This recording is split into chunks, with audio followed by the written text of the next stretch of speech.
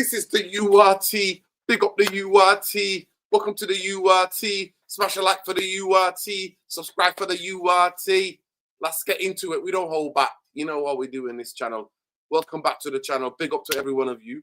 Yeah, smash the like, subscribe to the channel if you're not already subscribed, people, because we're here to bring you the latest and everything that is Man UFC. Man UFC. Man UFC. Big up to everybody. Who are we? URT. This is the URT, mate. Big up. Big up to all of you people, man. Yeah, we've got a lot to discuss tonight. First thing is,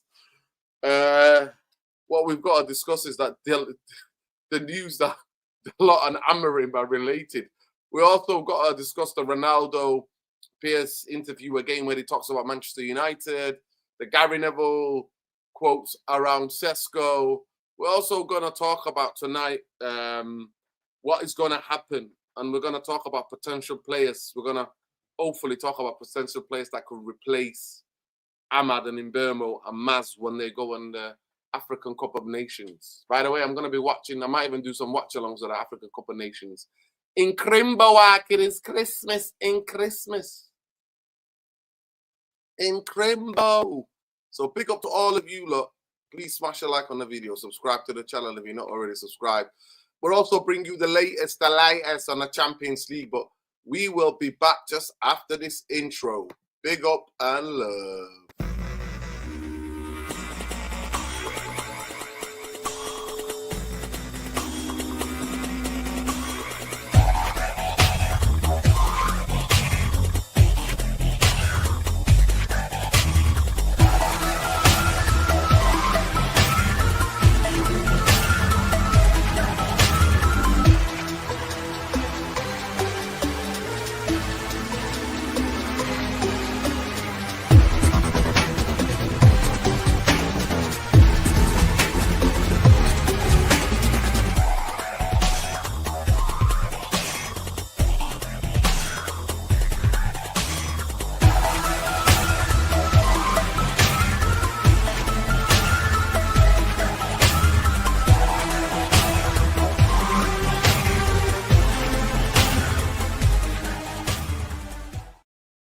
Yes, people, we're here. We're live and direct. Coming from you. South Central Manny. Live and direct from South Central Manny, people. We're here. We're live. We're direct. Big up to URT, massive. Big up to everybody watching the Champions League. Let's bring that about right about now. Let's share some screens, people. Let's share some screens. Let's share some screens, people. Let's be having you. Let's be having you. The latest. The latest. Scores and fixtures. There we go. Let's get to the scores and fixtures, people. What's going on? And let's bring you the latest. There we go. Wow. Liverpool beat Real Madrid. Big up Liverpool. Liverpool finding form again. They're finding the form again. They're finding the form again. Liverpool is finding the form again, people. So big up to Liverpool. Please smash a like on the video, subscribe to the channel. Can you hear me clearly? Yeah, obviously Liverpool, we always said Liverpool have a good players, good team. They're going to be able to turn it around, and we talked about that could happen. So here we go. Napoli 0-0, Frankfurt. Wow, what a dull game. I think those two, Napoli game and the Arsenal game, Napoli Frankfurt game and the Arsenal Slavia Prague, they were the early games, like the 6 o'clock, 5:45 kickoffs. They got here, Atletico Madrid beating Union, Belgium team. Bodo Glimt getting beat by Monaco. I really like Bodo Glimt. They're one of my favourites. Were Sporting Juventus drawing, Real Madrid, Liverpool winning, Olympiacos PSC. Yeah, PSC to beat them there, the Dutch against the Greeks. Paris Saint-Germain, that is the big of a surprise tonight. Bayern Munich busted them.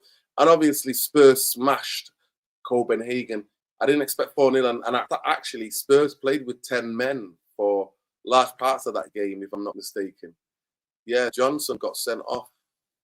57 minutes. Yeah, he got sent off. So, yeah, interesting. Tottenham are looking on fire for the game on Saturday morning.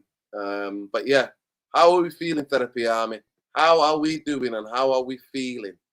How are we feeling about the Champions League? What games did you watch? Talk to me in the comments. What games did you watch? What games did you watch? Talk to me and talk to me nice. Talk to me. I say talk to me and I say talk to me nice. What games did you watch, people? What games did you watch? City. City.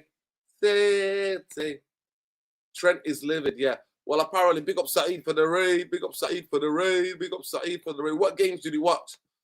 Big up, people. Big up to all the United and all the people who are coming in for the Saeed raid. Please subscribe to the channel if you're not already subscribed. This is your resident host of the URT. URT, who are we? Big up the URT. This is the URT. We're going to be talking about what we've suspected for a long time. We always said that Abrigado tax. We always said that Abrigado, that Portuguese passport is heavier than most in Manchester United dressing room. But it comes out tonight that Diego Dalot and Amarim are related. I said Diego Dalot and Amarim are related. Relations. We're also going to be talking about the Ronaldo comments. We're going to be taking them apart, what he's talking about Manchester United. The Ronaldo comments where he's saying Ruben Amorim are not, Ruben Amorim is not a miracle worker. He's also talking about Manchester United don't have a structure. And then we're also going to talk about Gary Neville. We didn't touch on it the other day, so we're going to talk about Gary Neville and comments about Sesko. And then further on at the end of the show, we're going to be discussing, hopefully we'll have time to get through these topics tonight. We're going to be talking about how Manchester United will cope without Mebeumo, Maz and Ahmad. But yeah, welcome people. Take a cuppa, get a drink. Let's be having you. Big up Saeed for the raid. Big up my brother. Big up my Don. There we go. Cheers. Water. You know me. I've had enough herbal drinks tonight. But let's get into it, people. Let's get into it. So somehow, Ruben Amorim, this is the breaking news. What we've all suspected, people. First of all, let's put the things objective context. Let's put the thing on objective context. Coaches and managers have favorites. Coaches and managers, just like any workplace, any work situation, you always got the teacher's pets. You're always going to get people that get on with the people in authority. That's what happens. That is just a human trait, right? Humans are people that they get on with, people that they fit in, people that they have similar ideas. And the thing about Amarim as well, Amarim's not too old. You know what I mean? He's not that old. He's not even like, is he 7 years older than, or 6 years older than Casemiro? Do you know what I mean? Like, he's not an old manager. But at the end of the day, these things can happen. Relationships can happen. And people in life, you get on with some people you don't get on with. But sometimes when you work at places, in toxic places as well, to be fair, most of you have had the experience where you just do your job. The person you work with, you don't really see eye to eye. You don't really get on them, but you're there to do a job. So can you do the job, right? But other places, there are people who are a bit of bootlickers when it comes to, a bit of brown nosing to get to be the boss's pet, teacher's pet kind of mentality. That happens. So we found out that the great, this is how it was put. Some Portuguese website apparently found out the great grandson, they share a great granddad, Diego Dalot, and Ruben Amorim. And you're like, wow, apple doesn't fall far from the tree. Breaking news, Vas. Big up, Avi. Ranodin. Big up to you, bro. That's going to be breaking tomorrow. I think you broke the news a bit too early. We were going to break that news tomorrow on the Mandem. But here it says, breaking news, Vas is related to Diego Dalot. Sources from Cristiano Ronaldo YouTube. People, please like the video, subscribe to the channel. Nepotism, and the people are like, we knew it. Nepotism, that's the word that to describe people who've been favorite, people who are related to. And the world suffers for a lot from nepotism. People who basically are in positions because of their fathers, what their fathers or their mothers or their uncles, or their aunties, what they've done. So we knew it, it got leaked, but we knew it. Like the sources, it's going to be very interesting maybe on Thursday if they ask him. So people, let's get to 100 likes ASAP. ASAP, we need to get to the 100 likes. This is the least you can do for this channel, that shadow ban, but we never stop shouting for the you-know-who, for the people that are oppressed around the world. We never stop. And people say, football and politics, everything's politics. There's a reason why Russia are not allowed to compete in international sport, but Israelis, who just committed a genocide against the Palestinians. Come on, people. Come on. And why UAE are allowed to compete while they're doing a genocide in Sudan. Come on, people. Where are we? Where are we, people? Yeah, the person is political, the political is personal. Big up to every one of you. Please smash a like and subscribe. More importantly, like the video. We need to get many likes, but let's get to 100 likes ASAP. So this breaking news, how am I finding it? What is my 2 pence? Well, I'm not surprised or I'm not shocked. People from same countries, people from similar, who grew up in a similar city or similar region might be related. That's it. But the most important thing, what we want is Amarim to pick the players on form, where he's telling us that players are only playing on merit. All coaches say this, by the way. And if you have noticed since the beginning of the season and towards the end of last season, Diego Dalot's form has been horrendous. Now, I am not like majority of you FIFA generation. I know that in football, usually the ones who get a long career, footballers who are lucky enough, who don't have too many injuries and who have a successful long career, their form is going to fluctuate. That's what happens with football. Football, you're on form. At times, you're not on form. So that happens. Players lose form. Players find form. That's what happens. But the biggest thing, what you want players then, can they do the basics? While you're not on form, can you do the basics? Can you do the basics of the game? Can you make sure that you're tidy, your first touch is right? Can you just make the right decisions? You don't have to be the amazing dribbler. That comes with confidence if you are a dribbler or if you are crossing the ball in a certain way. Can you do the basics for the team?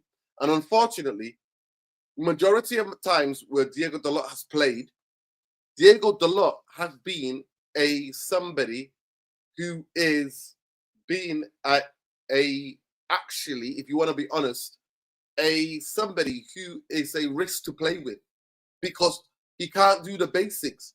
He is off focus. He can't do the basics. He struggles to clear his lines. He struggles to find when he gets off the pitch. He struggles to find players to connect with.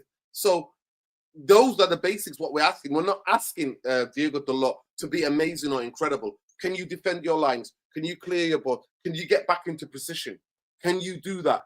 Players, to me, I don't mind if you are struggling to find form, but until you find form, do you have the ability and is there enough in your game to be able, something that you can fall back to, a hunch that you can get into that can help you to get back on form? Because to me, football, most of you played and most of you don't, football is about basics. Can you do the basics right? They always say, if you do the basics, the rest will take care of itself. I repeat, if you do the basics, the rest will take care of itself, and then confidence can be found. And unfortunately, he's playing. Yes, I am 100% sure majority of you who are screaming and shouting, no, but you don't know, we're bloody Dogu is horrible as well. Yes, Dogu's a young player who's also learning his craft. Yes, both things can be true at the same time. Both things can be true at the same time. So I can imagine some of you would say, we rather play the more experienced player. And Amarim, when he's found himself in trouble with Manchester United at a football club, what he tends to do is to go to the most experienced, trusted guys in the team. So he might not fully trust Dogu, because Dogu's still learning his game. He's only 20 years old. He's come to the Premier League. He's finding it difficult. And he gets into brilliant positions, but his final ball is not there yet. It's not there yet. He has to work on that, finding the final ball yet. So some of you could be saying, no, we don't want it to be biased. We need, oh, mate, don't even tell me. They're not even got 50 likes on the video. That's a shame, man. That's a shame. I mean, what can we do? Here I am giving people gems and breaking down, like football, what you experience, what we're talking about. And people are not even liking the video. And in a channel that is shadow banned because we shout for humanity. And none of you will be tuning in if you don't know me, not to know like that we shout for humanity. So the least you could do, help us fight against the algorithm is to like the video. That's all we're asking. I'm not asking for too much. I'm not asking you to be a member. I'm not asking you to give me super chats. I'm asking you just to like the effing video. That's all we're asking. So for me, Diego Dalot, some of you could be screaming, no, but he's the more experienced player. He should be playing. But unfortunately, he's not doing the basics. And it's been noticeable. Now, I always say, do I think the biggest problem in Manchester United is Diego Dalot? No, it's not. There are still structural and the team cohesion difficulties in this team. There is lack of team cohesion. There's a lack of midfield stability. There's a lack of structure still in the team. And we're playing, he's almost stumbled up on this type of like video, like this type of like style. Big up Nick Nash. I've not seen you for a while. Look what they're calling you, Anna Nash. Big up, man. Look what YouTube has done, man. YouTube has thrown a madness. That's why you got to like the video, people. YouTube has done an absolute madness. That's why you've got to like the video. YouTube has done a madness, so that's why you've got to like the video, people. I'm going to try to invite people. I'm going to see Ben's about, so just bear with me, people. But please keep smashing the likes, subscribing to the channel if you're not already subscribed. Let me just see. Get Sean. I'd like to get Sean's take.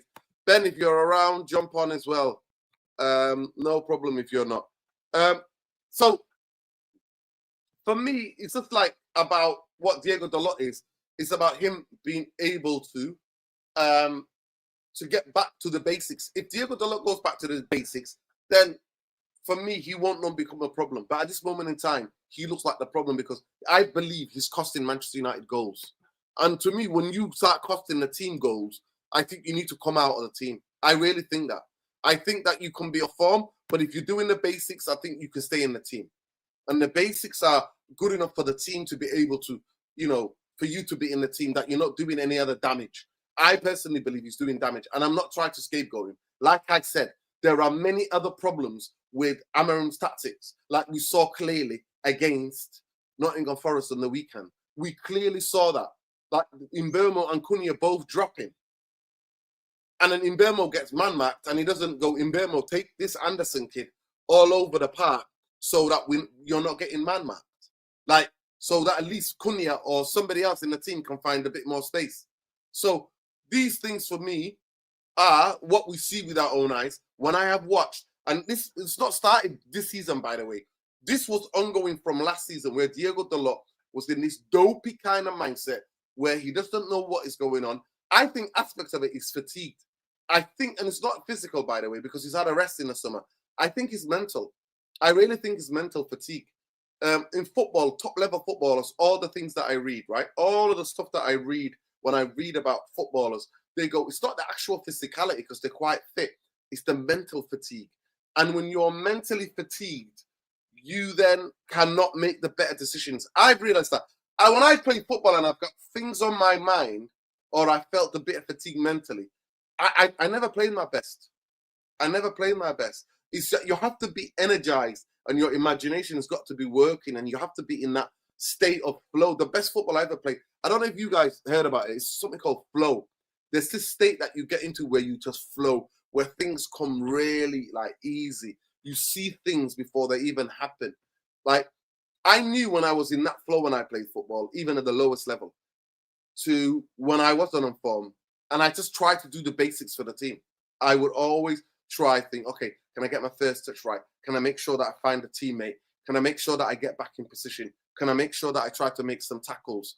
Can I make sure that I'm not trying to do anything fancy? Just give it to somebody. Give it to somebody. So big up to everybody. Please smash a like on the video. Subscribe to the channel if you're not already subscribed. So at this relation or no relation, Ruben Amorim needs to think about Manchester United as a football club. And he has to always do what's best for the football club. That's what he needs to do. Big up to Sean. Sean, how are you? I hope you're well. I'm doing well. I'm doing well. How you doing, brother? You well? I'm okay. Big up the guys. Big up the URT fan base. You know, everybody. Big up Gary Neville.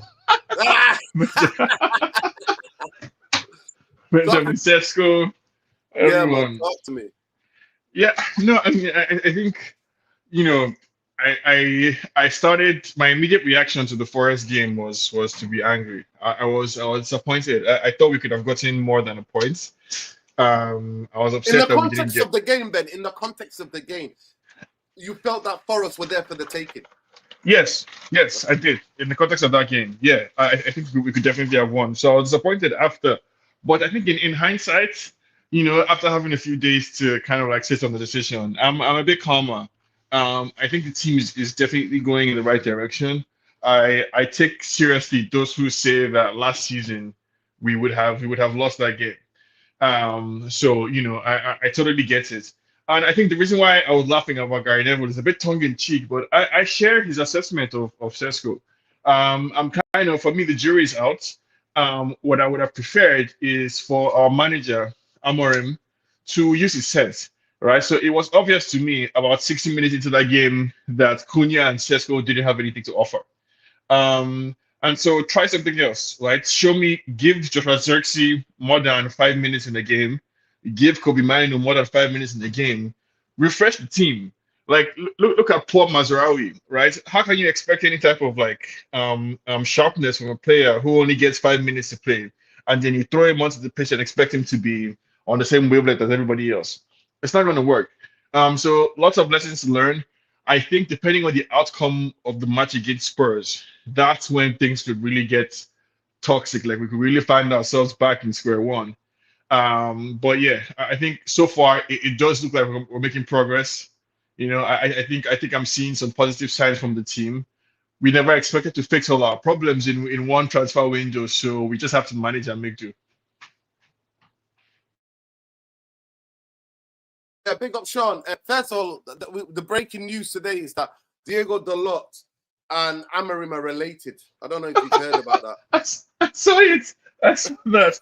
I don't know if I believe it though, right? No, I mean, it apparently seems. they are related. Apparently they are. Some website in Portugal have found out that their they share the same great granddad. Come But on. this, so I mean, can you please just break it down on a objective analysis? What have you thought about Diego Dalot's form this season so far in the games that you watched? Honest opinion, Sean. yeah, no, Dalot frustrates me. Dalot frustrates me probably more than any other United player because Dalot has everything but the final touch, but the final.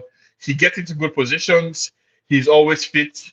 I'm under the impression that he's quite a vocal leader in the dressing room. So I think in terms of like attitude, in terms of like pure physicality, energy, he has all of that. In terms of like the obrigado Portuguese sense is also kind of there. He has a little flair, but his decision making is terrible. Like he makes terrible decisions. He gets into good positions, but always messes up with the ball. On and off the ball, he's also weak defending. So, I mean, I think people who say that we can do better than Dallo, I think it goes like, yeah, no shit, right now. Yeah, 100%, 100%. Can you hear me? Oh, damn.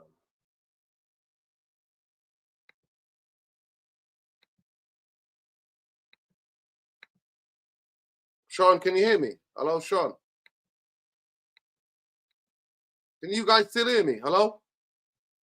Can somebody let me know? Can you still hear me? Can you hear me? Sean, I can't hear you. Are you talking, Sean? Right. Anyway, Sean will come back. But what I was saying was that, yeah, he's not just frustrating for me. He's just been on horrendous form lately. He's been on horrendous form lately. That's what's been happening with Diego Dalot. He needs to be taken out of the team. Somebody asked me this question. 1 second. I just want to answer this question.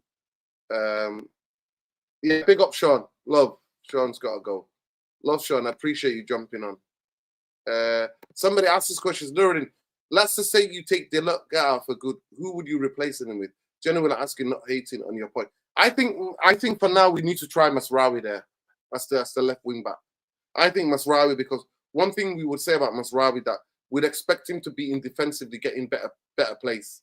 And actually, when he goes up the pitch, we would expect him to be calmer, picking the right pass. So I would play Masraoui and bring on Dogu game here and there. So sometimes try Dogu. If Dogu's having a woeful time, I think we should try Masraoui there. and maybe start some games with Mazraoui. That's what I think. That's what I genuinely do think. So that's what maybe some people would need to do. But yeah, big up people. Let's get to 100. Let's get to 200 likes if we can. But let's go get another 150 likes. Big up to King Soul. Always encouraging people. Appreciate you. Yes, big up. I thought you couldn't hear me. Let me just see. So the sound is a bit off tonight. I don't know what's going on with the audio. Let's see if you'll be able to hear me well. No, I don't think you can hear me. So we'll just stay there. We are where we are. Big up to everybody. Love and light. Let me see. We'll just go with it. We'll go with it. But yeah, Ben, he had to go, but yeah, it is what it is. And it's really interesting what Sean said, because Sean usually, big up to Sean for jumping on. I know that he's probably at work. But what's happened is that basically he felt though that in the game Manchester United could have won, and then afterwards he felt like, okay, maybe the draw might have been possible. We didn't get beaten, but he talked about what I thought we could come back and talk about in Sean is back. What? Yeah, sorry, I had a phone call. Dalot and why he plays a lot. Yeah, man, I think for me, I've said it before, Dalot's strongest ability is availability. I totally understand what a manager will be looking for in a versatile, wing back that can play on the right and on the left. It's almost always fit. It's also a vocal leader in the dressing room. All of that, I think, goes without saying. I would not be surprised, Nuruddin, and for the fans, I wouldn't be surprised if in 10 years' time, Dalot is still a United player. I honestly would not be surprised. What I want from United is I want us to invest in another left back. So I'm fine with Dalot as Mr. Utility, Mr. When your wing back is injured, I can play on the left or on the right. Mr. I have a lot of experience. So basically, I'm looking for Dalot to be kind of like a West Brown or John O'Shea, right? I'm not comparing. I'm not saying he's as good as any of those guys, but I think for me, Dalot is a 6/10, 6.5/10, maybe 7/10 on his good day player, and there's nothing wrong in having him in our squad as long as he's not the starting left back. Yeah, big up, 100%. For me, I just think Diego Dalot is not. If we're going to stick with Amarim and that we want to play like this with Amarim, I don't think he's he is good. I think he's somebody on the squad who now and again who spend a lot of time on the bench. He would be that. He would not be a starting wing back for Manchester United, not in this system. And that is if we're all going to plan and we believe that it's Amarim is the guy and we're going to go forward with Amarim. I really don't think he's good enough. I really think he's not good enough. Yeah, I don't think Amorim thinks he's good enough either. I think if not that, Dorgu is just such a. I mean, Dorgu is really not good at all. I don't think you will see much of Dalot. I think it's quite clear that Ahmad has taken over the right wing back position, and it's the left position that's up for grabs. Obviously, every time I see Carreras for Madrid, it pains my heart that we had a left back right there that we just let go for nothing because of Ten Hag. So we do need to search in the market for a left wing back. But yeah, no, I'm really not worried about Dalot. I think I trust Amorim to bench him when the time comes. I wish Dalot himself would make something out of all the experience, so-called experience that he has. I think he's been around for too long to still be such a foolish player, like in terms of his decision making. It's terrible. It's a liability. Would you agree at this moment in time? It's a liability. No, yes. But the thing is that, like, I don't think that liability needs to cost us 3 points all the time. So that has been my issue in the past with the way the team was playing. It's okay to carry 1 or 2 players. Like if Dalot is offering a 5/10, if everybody else in the team is doing their job, it should make up for Dalot's deficiency. And so, since we all agree that we're not going to solve all our problems in one summer, then, I mean, it makes sense to be able to manage and accommodate Dalot, so, okay, everybody else is raising their level. So even if you, Dalot, especially, are not at the level we need you to be, it wouldn't be, the effect would be minimized for the whole team because other people are picking up the slack. Yeah. Let me just. I'm just going to do a community poll, just asking the fans. Do you rate Diego Dalot? Do you think Dalot is? Do you think Dalot deserves to start? I mean, I think you're going to get probably a unanimous vote. I just want to know. Sometimes, honestly, I'm quite shocked by sometimes. I think sometimes the poll. I think sometimes it's whatever mood the audience are in. Honestly, Sean. People getting that, please just let us know what you think about Diego Dalot. Do you think Diego Dalot deserves to start now? Now in games for Manchester United. Sean, I want to get to our friend Cristiano Ronaldo, and I want to bring up some quotes from our friend Cristiano Ronaldo while we wait for that poll.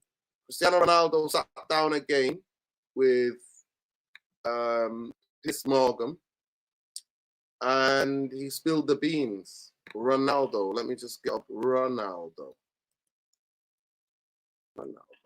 He's spilling beans. I don't rate anything that Ronaldo says. He lost my respect and my admiration as a United fan after the second experience that we had with Ronaldo under Ten Hag, and he capitalized, or he put the final nail in the coffin by going to go and sit down with Piers Morgan to talk trash about United. So, I grew up loving Ronaldo can you just as a put that United aside? fan, but yeah. Can you put that aside for a moment? What you think about him, and can you just put that aside for a minute and just honestly, I can't. And this is one thing I will admit, that I cannot assess Cristiano Ronaldo from an unbiased perspective. I dislike everything that he has become so much that I just can't stand, because nothing he says to me strikes me as from an integrity, honest. I think for me he was upset with how he was treated and decided to throw the team and the entire club under the bus because we're not willing to basically build a statue for a 35-year-old man. So yeah, I think Ronaldo is just there sitting with Piers Morgan talking shit about United, and he likes the fellow Portuguese coach in Amorim. Yeah, no shit, right? But I don't think he cares about United from a fan perspective the same way maybe when Rooney or Ferdinand or Giggs or Gary Neville or any of these guys do. I don't think he cares about the club in the same way. I think Ronaldo cares about Ronaldo first and foremost. And his issue was that we're not willing to carry his water for him.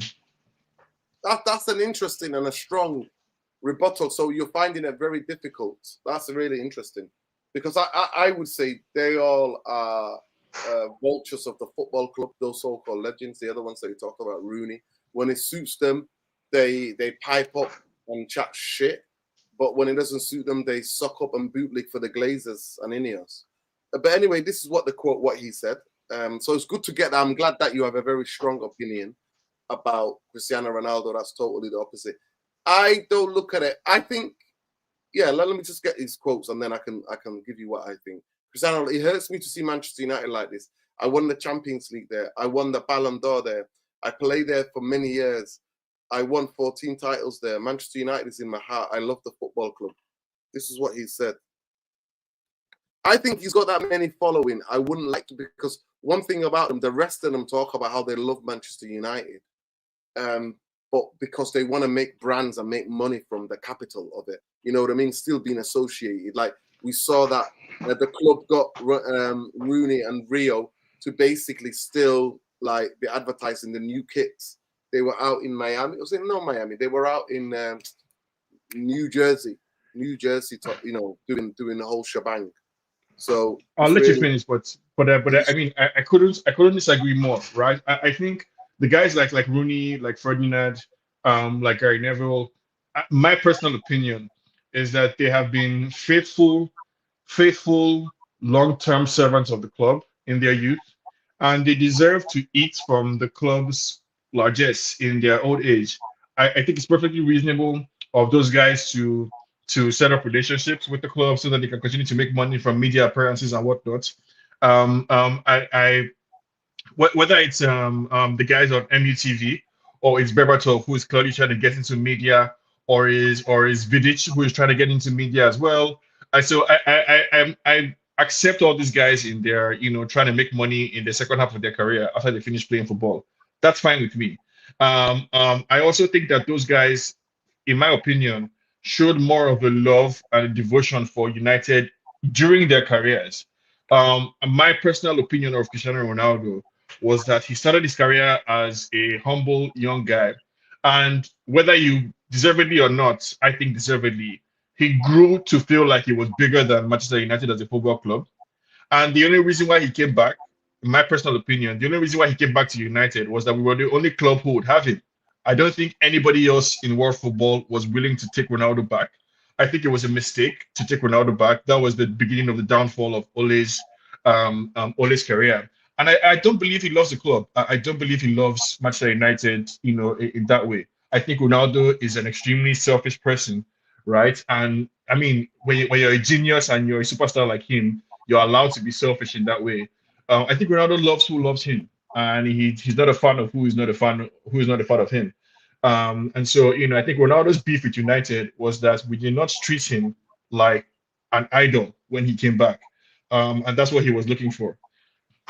That's his problem with the club. And so now, whenever he gets a chance, instead of talking to actual United fans, he's sitting down with Piers Morgan. Like, there's what kind of good faith possibly could come out of a conversation with Piers Morgan about United? It's I mean, yeah, yeah. Yeah, I mean, it's the type of person you could call it PR. It's this PR guy, Piers Morgan, they've become good friends. And it's only the journalist that he really speaks to in the whole media, really. It's the only one he sits down with and gives interviews to. So Yeah, because we don't Ronaldo's really know entire it. Like, image is other because than that, he's a he appears on like Rio Ferdinand's podcast or stuff like that. But he doesn't no, really. he hardly ever appears on Rio's podcast, and even Rio knows never to say a bad word about Cristiano, right? He bends over backwards never to say anything bad about Cristiano, because the moment he does, he would never interview him again. There's a reason why Cristiano only talks to Pierce. Like, I mean, and again, I don't blame him, right? He has the most Instagram followers in the history of Instagram. He's a billion-dollar enterprise himself. He has hotels, perfume brands, etc., etc. He only talks to controlled media. He only talks to whoever he wants to talk to while he's building this his massive empire. I don't begrudge him that, right? But as far as I'm concerned, his legacy for me personally as a United fan is tainted forever and Okay, ever. let me give you. Let me just continue with this quote and then give you my 2 pence. Amarim is doing his best. What are you going to do? Miracles, miracles is possible. We say in Portugal, miracles is only in Fatuma, and he's not going to do miracles. They have good players, but they don't have some of them in mind what Manchester United is. Okay, so he says, let's break this bit down. They have good players. Yeah, they don't have the mentality. Yeah, Some of them don't have the yeah. mentality to thrive at United. Okay. Fatima. I didn't know that was. That's a name. That's a name of somebody. Somebody tell us in Portuguese culture what they say. Miracles is only in Fatima. Okay. I don't know what that means. But yeah, I think Ronaldo is fun. I don't differentiate him, Rooney, Rio, or all the ex-players. I think Ronaldo is fun because Manchester United is where he made his name. And I think I agree with you, say that he was a humble kind of guy. And he is somebody who basically kind of like became this phenomenon and started self-belief. And I think what Ronaldo's done in years to come, they're going to be talking about, like, in terms of like the self-determination to become the best player in the world. And Ronaldo achieved more than that. And he told everybody when he was 18 years old, he said, I'm going to be the best player in the world. And he actually achieved it. He not only manifested it, but he achieved it. So that aspect of it, you got to give props to that. Now, I don't know him personally. I met him when he was an 18-year-old with a KFC bucket walking around with Jumba Jumba, if you remember Jumba Jumba, the Cameroonian midfielder. Those two were friends. They used to go out, and I would see him out and about in Manchester at that time. And a couple of times I've seen them with a bucket. Both of them would get like a bucket chicken and just be eating. You know what I mean? As they're walking around and try to get get into clubs and stuff like that. So he was just walking around. It wasn't anything like he had security. He had that. This is when he was 18, 19 at Manchester United. So for me, I do think that, like the rest of them, I do think that he's fond. I do believe him when he says that he's fond of Manchester United because of what he won there. He became that player at Manchester United. Manchester United was the place that where he got the opportunity to really hone in his skills, and where he was challenged, where the coaching and the other players and Fergie and everybody else like challenging. Fatima is the Holy Catholic site in Portugal. Big up. I knew somebody will know. Big up. That's what I'm talking about. URT, some of the most knowledgeable, insightful people. Yeah. In Islam or in African culture or in Arab, Fatuma is a name. Is a woman's name. It's an old name, Fatuma. But yeah, big up, love.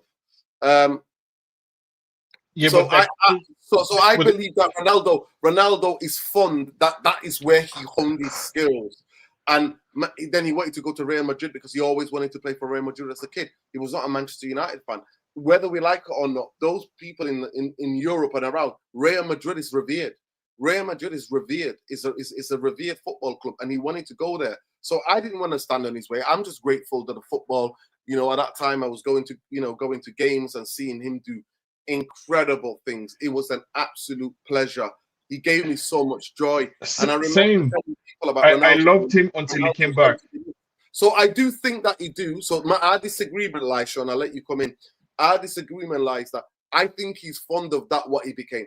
I agree with you in that he's now this global superstar. So why would he want to say those things that he's aligning with Manchester United? Because I understand Rooney's, I understand Rio's, I understand like Gary Neville's, I understand Paul Scholes, Nicky Butt, I understand Wes Brown's, I understand all these other players because who are mainly from around here. They're more English, but Manchester United is the pinnacle in terms of for them. So I understand in that the genuineness. And also, like you said, they want to eat off the fruits of their labor, what they did. You know what I mean? They want to eat off that.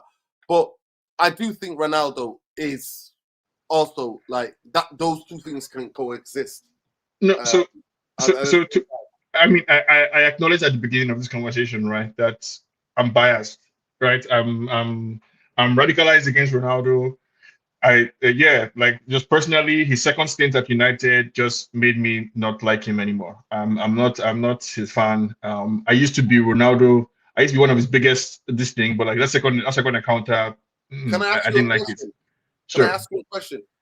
Did you not think that it was never gonna end in any other way? Why did the club bring him back? Do you want to talk about it? Have that conversation? No. I mean, yes. So if you want to add that to the ledger of the things that make the Glazers terrible, sure. Points for the Glazers being horrible and for them not having experience or any sense at all. It was a bad idea. I think the best thing that we could have done to sabotage Pep was to let Ronaldo go there. We should have called his bluff. Pep would have been sacked today by now if Ronaldo went to Man City.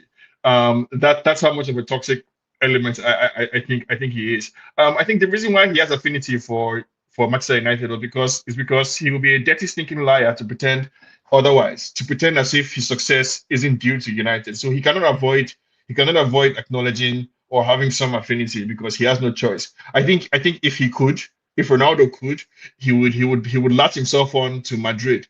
But guess what? He didn't leave Madrid on good terms. Because Madrid is not a place that tolerates old men prima donnas, right? If you're getting too old and you're not adding value on the pitch, they'll get you out of there. And so they did. And so despite the fact that Madrid was where he really became the Ronaldo of today, he doesn't love them as much as he pretends to love Manchester United or Juventus. When he eventually left Juventus, he left there to everybody's surprise, just woke up one morning, got on a plane and left. And it was in that plane ride that his agent was manipulating the idiots at the Glazers into signing him. So I'm with you. It was a terrible decision. And I think the things that he says again, so like pointing out the fact that the current crop of United players don't have the mentality. Duh, right? Like no shit. Like wake up, Ronaldo. Like read Monday morning's paper. That's what every single United fan and everybody who watches football has been saying about United, right? Everybody understand. So he's not saying anything new or interesting or insightful, right? So to me, all it looks like he's doing is sitting down with Piers Morgan, a known Manchester United hater, and laughing along and having a good time talking about how bad Manchester United are right now. I'm not having that, please. Yeah, no, I'm not gonna. I think it's very difficult. I think you already stressed that you're biased, and like you said, you even use words like radicalized against Ronaldo. And yeah, you make points that, and I think that we can exhaust this. And you've already conceded that. Yeah, the Glazers. To me, we should never have come back. Remember at the time, Sean, we were doing shows on this channel saying Manchester United need 2 midfielders. Let me tell you somebody else. Like somebody else that's I remember being consistent. I remember taking so much hatred on being called all sorts of names, and even somebody on Instagram they were I'll tell you like today emojis and everything. Because today I no longer watch. I don't want Ronaldo. I didn't want Ronaldo to ever come back. I was like, what's Ronaldo going to do here? We don't need Ronaldo. But go ahead. I watch a lot of YouTube football content, but I no longer watch Mark Goldbridge specifically because of Ronaldo. Right, like during that time of Ronaldo, he was one of those people who kept insisting every game that Ronaldo must play, Ronaldo must start, and it was driving me crazy because it was obvious to me, and I think you as well and everyone, that this guy is not adding to the team. I hate what he's doing to his legacy. I wish I could love him from far because I love Ronaldo at Juventus. I would always support him whenever Ronaldo was playing, whatever team he was playing. I was on the Ronaldo side of that team. But when he came back to United and he became the emperor who had no clothes, basically, he became somebody that you couldn't tell the truth about because it's Ronaldo. And so everybody's whole life and objectives became around finding a way to get Ronaldo to score. Because once you're, no matter who you are, whether you're Luke Shaw, you're Harry Maguire, you're Bruno Fernandes, as soon as Ronaldo comes to your team, you're no longer an individual. You're now Ronaldo's teammate, quote unquote. So yeah, let's not exhaust the topic. I'm not a fan.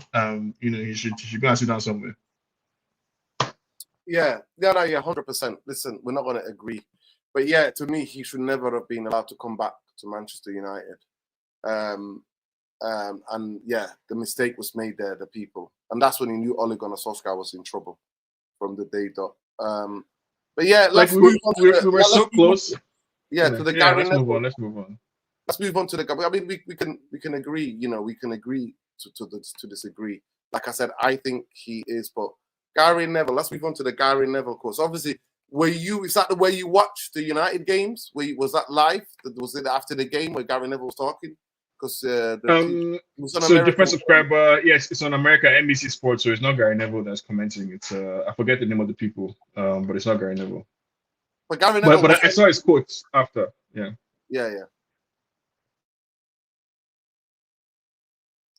Yeah, I mean, some of the United fans took something like well, Gary Neville, Sesko. Bear with me. Let me get the exact quote because I don't want to misquote people.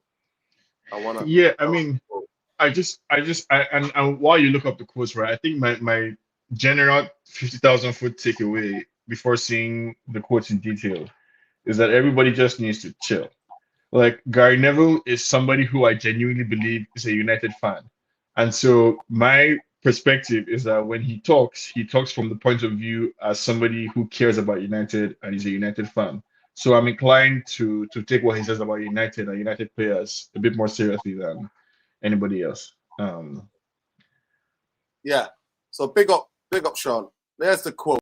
Let's read the quote word by word. He says here, Gary, the jury's still out. He's still way off compared to the other summer signings United made up front, like Matheus Cunha and Brian Mebeumo. He looks awkward. He had a couple of good opportunities against Forest, but his touch wasn't quite there.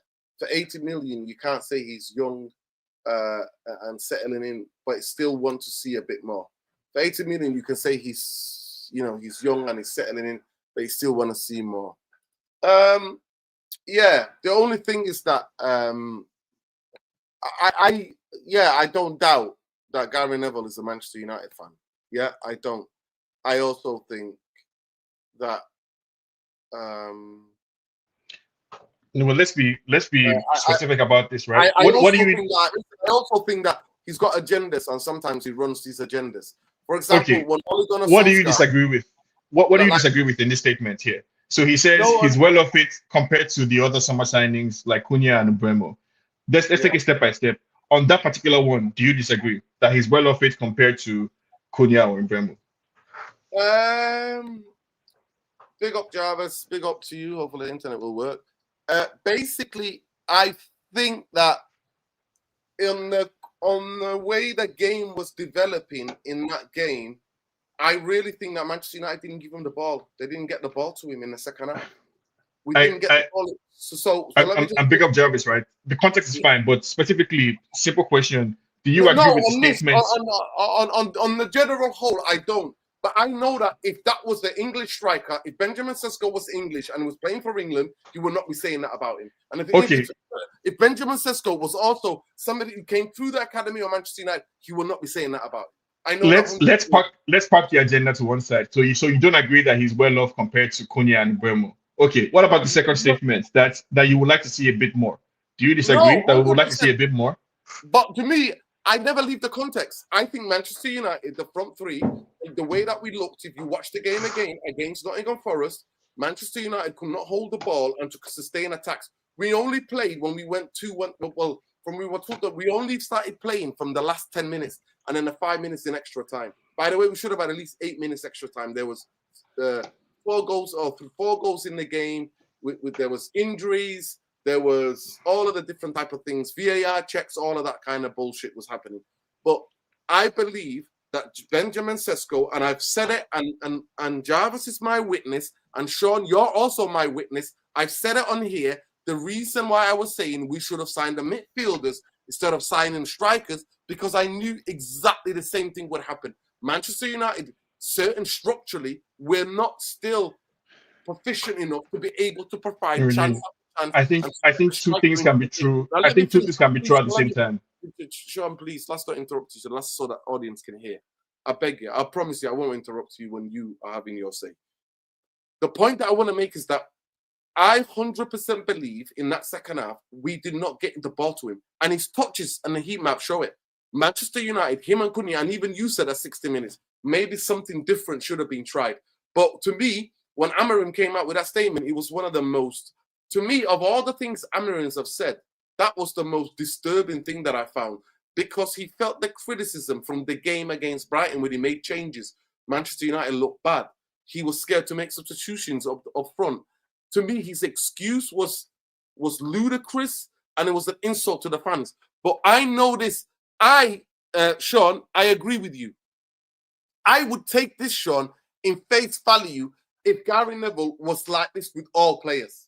I promise you, I would take this face value and I would go, you know what, actually, there's not too much to that. But I know for 100% truth, 100 million% truth, Gary Neville is telling Roy Keane not to be harsh on certain players like Harry Maguire.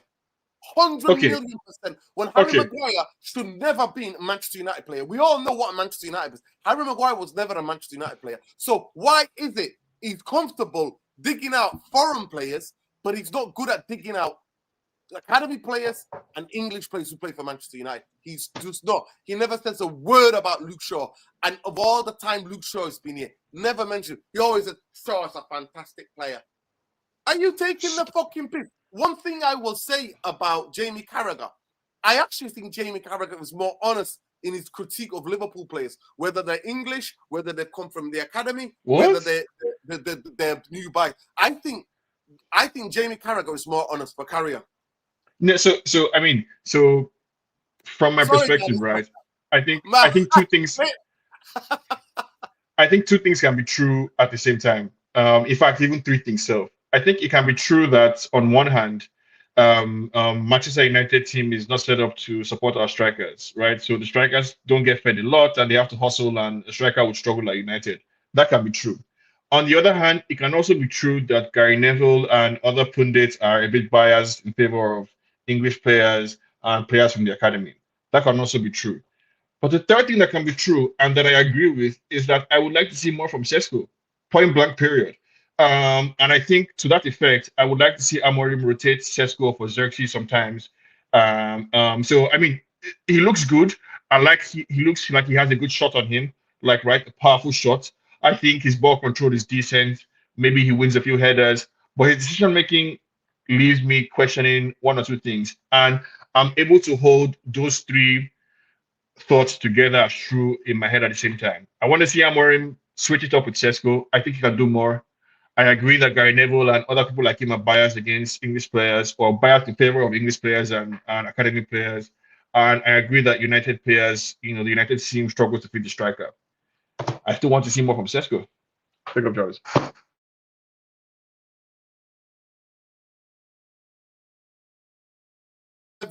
You have every right to want to see things about to see better. I think we can all claim that. I think as a Manchester United fan, Sean, I have zero problems with you asking and talking about and asking to see better from all our front three, whether it was Mebeumo in this game, whether it was whatever it was. Like, you want to see better front three from Manchester United, or better play from Manchester United. So I don't have a problem with that. Jarvis, big up to you and welcome to the channel. Thank you. Big up to you and welcome to the channel. Pete, make sure, people, the best Monday night. I've actually, I've just nearly keep getting these in the winter, man. I'm trying to walk a lot more, and I'm getting what's it called? When the muscle goes like that. Cramps. Yeah. Cramps. Yeah. I'm getting cramps. But yeah, Jarvis, big up to you. Welcome. Obviously, last night you had another 2 hour fantastic show. I've listened to the first half an hour when I was out and about today, and then I had to get on with the rest of the day. But big up to you. Make sure, people, you check out Tactical Devils. It's on there, Tactical Devils, Jarvis. Make sure you check out the YouTube. Let's get them to 5K. The best Monday night football Manchester United show on YouTube by an absolute mile. It's not even fucking close. It's not even close. So after this, if you want to watch any more content, make sure you get up to Tactical Devils on YouTube. Jarvis, we've just talked about before you came, we talked about a bit about Ronaldo. So we talked about the Diego Dalot being related to Amarim. It all makes sense. We all knew it. We talked about Obrigado tax, but we didn't know actually the Obrigado blood tax. It's not that it's Obrigado tax, it's Obrigado blood tax. So yeah, relation. We talked about a bit about that. We talked about Ronaldo. Me and we debated, and Sean was quite honest in his views about how he hates Ronaldo. He doesn't want to hear any word from Ronaldo, and he doesn't care about what Ronaldo thinks about Manchester United. And then we've just gone to our third topic now, which is Benjamin Sesko. So I would like to get your opinion. But before we go to Sesko, can I just have my say when it comes to Ronaldo? Because, I feel that he was a little bit misunderstood, because I think he felt when he came back to the club that he would be received as a king because of what happened in his earlier years, his first period at Man United.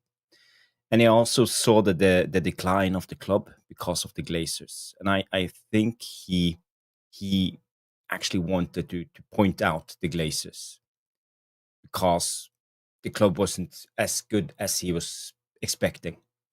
And when it comes to Ronaldo, we only expect the best. He's mental in a way when it comes to being a professional, out and out professional. So for me, maybe just he was a little bit disappointed by the club, and he expected the fan base to react in a different way, because when he came out and complained about the club, he obviously, for me, I think I felt right away that he was complaining about the Glazers and how they have mishandled the club and running it down the drains. But I think the fan base, the pundits, and everybody took it personal. They felt an attack on Man United. Then he got into defense position, and after that, I lauded it. I absolutely lauded it. All the things that I was saying, how toxic the club has become. Ronaldo went there and literally pulled the curtain and said, "Look." For me, I lauded it. I absolutely loved it. anytime the Glazers get exposed, you know my agenda is clear. My agenda is clear. So I was one of those fans, actually, was like, thank you, Ronaldo. And I will forever be grateful to that. But go ahead. Yeah, well, this is what I'm trying to say.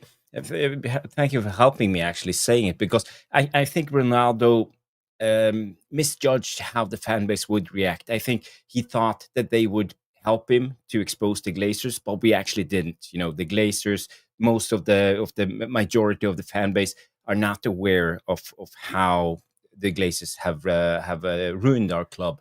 So Wait, I'm sorry, Jarvis. I mean, I'm sorry. Are you guys saying that Ronaldo will have made this argument even if Ten Hag was playing him, even if Ten Hag was playing him more often? Isn't the reason why we ended up in this position because Ten Hag wasn't going to play him, and so he threw a tantrum and pretty much quit. He quit the club and ran to cry on Piers Morgan. No, if Ten Hag was playing, you want to tell him, if you remember, Sean, I want to just fill a little bit of the gaps for you. That Ronaldo wanted to go, and the club and the Glazers said no, they don't want to sell him because they was, you know, like, yeah, because he was under a contract. Because he was under a contract and he had contractual obligations to fulfill. So the club didn't want to sell him. Yeah. So again, it goes back to the Glazers. No, so when he threw a tantrum in Juventus, he got on a plane, and during that flight, he arranged this United transfer. Instead of getting on the plane this time, he ran to Piers Morgan. But my question for Jarvis is, if Ten Hag had been playing Ronaldo more often, do you think Ronaldo would still have made this complaint about the Glazers? Yeah, because of the state of the club, I'm full-heartedly think that Ronaldo wasn't happy about the club and how the club was performing because of the state of the club. You know, he had to bring in his own, I don't know, hot tub and an ice bath and all of special machines for him to recover and do his practice. Because United, you know, the old Carrington, we didn't have the right equipment. He wasn't happy about the state of the club. You know, he was questioning why everybody ate dessert after lunch because no sugar. You need to look at the details. The details into it. Yeah. You know, and he talked about a lot of the young players not listening to him, not paying attention, how to be a good professional. He talked about like the indiscipline. He talked about like everybody was just doing what they were doing. And if you remember, year before that, I was telling everybody I saw Juan Bataka eating burgers at fucking 12 o'clock at night. Yeah. So again, I think the fundamental disconnect and I also told people, Sean, that Manchester United did not even do urine tests. They were like most professional clubs were doing. They weren't doing like players are dehydrated. They weren't doing like diet tests, like to get them peak performances. I was talking about it. Jarvis was here. You were here. I don't for me, the disconnect is that Ronaldo is not the first. He's not the first person to make those complaints about Man United. He's not the first or the second or the 20th to make those complaints. So nothing he said to me was new or even interesting. My perspective again on this Ronaldo stuff was that he felt like he was going to be treated like a king. He did not like the fact that we weren't treating him like a king. And so he decided to pretty much like, you know, burn everything basically on his way out. I don't think there's any kind of like, I don't attribute any good faith to him at all. That's just my own personal. But to be honest, Ron, I think his intentions was good. I think he came back and I think he had some intentions. He wanted to help Man United back again. I think that was his intentions. But I think he came back to the only club who he felt as soon as he came into the club, didn't get the backing needed for him to help. But Jarvis, what were the circumstances under which he came back? He came back by threatening us that he was going to go to Man City. That was the circumstances around which Ronaldo came back. By literally dangling. The game. All the players are playing the game nowadays. What? You know? So where is the love? Like where is the dedicated love of United is the one place that he truly cares about? I don't buy it. He was willing, according to all the reports at the time, he was willing to go to Man City, and apparently, according to the reporting, Rio had to be calling around, and everybody was calling around saying, "How dare you let this happen?" Right, and that's why he came to United. But apparently, we now found out later that it was all a lie. Like his agent was playing the game in flight, and it was all a lie. He was trying to manipulate the situation to bring Ronaldo to United. I don't want to do too where much. Did you hear that from the Man United spinners who I mean, there's put the agenda on the line. Pep himself said there was never any interest in Ronaldo coming. I think I forget exactly how we found out that how it was corroborated, but I know we heard from Pep. Yeah. but I think there's a lot of speculations when it comes to this. But I agree. I don't think Manchester City wanted to buy him. But we've seen this a lot of the times. Manchester City apparently wanted to buy Harry Maguire. They apparently wanted to buy Fred. Yeah. All of these players that we are suddenly linked to push the Man United signing over the line. We link Manchester City to it, and then for whoever is asking, Sean, I'll just say this. Thanks to Ronaldo, because how much has he embarrassed the football club into the abysmal decay and the lack of love and the lack of just professionalism and the lack of duty and care to get the latest equipment and stuff like that. Manchester United now have a brand new training ground. But I believe Ronaldo. Are you saying something nice about Ineos? Is that what you're I'm not saying anything about Ineos, but I'm saying they were shamed. I'm saying to you, Sean, that they were shamed into it so badly that they had to do something about it. They were shamed. I mean, if you're asking me to ignore Ronaldo's motivations, then do the same thing for Ineos too, and let's celebrate the good thing, right? Yeah. Can I just say something? I think there was a young player. I think he might be Savage's son. I don't know, or some other young player that we had, they went to sign for Reading, I think, or they went on loan to Reading, and they actually said that the facilities at Reading were much better than they were at Manchester United. Honestly, I'm not lying to you. I remember, I'm not making this up. Yeah, I swear to you, I'm not making this up. Somebody said the Reading facilities were way better than Manchester United. But Sean, I knew people who worked at the club. They no longer work there, by the way, and they were telling me this. But I could never come out and say this and that. I was just telling Charlie? you. Yeah, I think it was Charlie. Yeah, it might be Charlie Savage. Yeah, it was Charlie Savage. Yeah. Yeah, that's why I'm happy. I'm happy that Ineos upgraded the training grounds. It looks really nice. To be fair, Sean, it wasn't Ineos. The Glazers already gave the green light because if you remember, some of the money to take off the PSR or fair play bullshit things, right? That you had to invest. So if you invest certain money onto infrastructure, then you are allowed to. And also, by the way, that amount of let's money. apply. Let me finish. Let's apply consistent logic. If you're asking me to ignore Ronaldo's motivations and focus on the good that he achieved by exposing the rot, I can ask you to do the same thing ignore the motivations of the Glazers and celebrate the fact that we now have a new stadium. A new training ground. Listen, I'll accept that, but what I was saying to you is that it was actually they put the clause in the part of the deal where you had to spend 300 million if you wanted to get shares, and the shares, the 28% shares that he bought, he had to give that money to it. But anyway, let's move on. Jarvis, Benjamin Sesko, please get your 2 pence. Sean has said this is nothing about this is too harsh, and I basically said, and my experience of Gary Neville is that if he has some sort of connection to you, he will always go out of his way to defend you, right? And I know it. Roy Keane exposed him in one of the overlaps where he said, "You're always telling me about Gary Neville, like you're always telling me about I'm too harsh on these players." And he exposed him because Gary Neville was telling him you're too harsh on Maguire. Maguire is a good lad and all this bullshit. We don't know nothing about Maguire. Maguire is just awful defender for Manchester United. He's not Manchester United defender. He's not a Manchester United player. And they were just protecting him. But I wanted to go on tactically in the context. Did you see the same thing that I saw? Because I've not spoke to you since the game. I thought the second half, we were absolutely abysmal. We were a joke. And I thought Bruno and Casemiro were getting bullied and sliced through constantly. And Elliot Anderson was marking Mebeumo out of the game. And that Amarim did not realize, and Mebeumo did not realize himself to think, let me take you. One of the things, if I ever got man marked in any other team that I ever played for, if any player got man marked, the first thing we would say, take this player away. Specifically, Elliot Anderson being the best player. So you saw what they did with Nico Williams. Nico Williams is actually right-sided. He's the right-sided right back. He played on the left. Why? Because Manchester United have been terrorizing teams from the left-hand side with the connection of Mebeumo and Ahmad.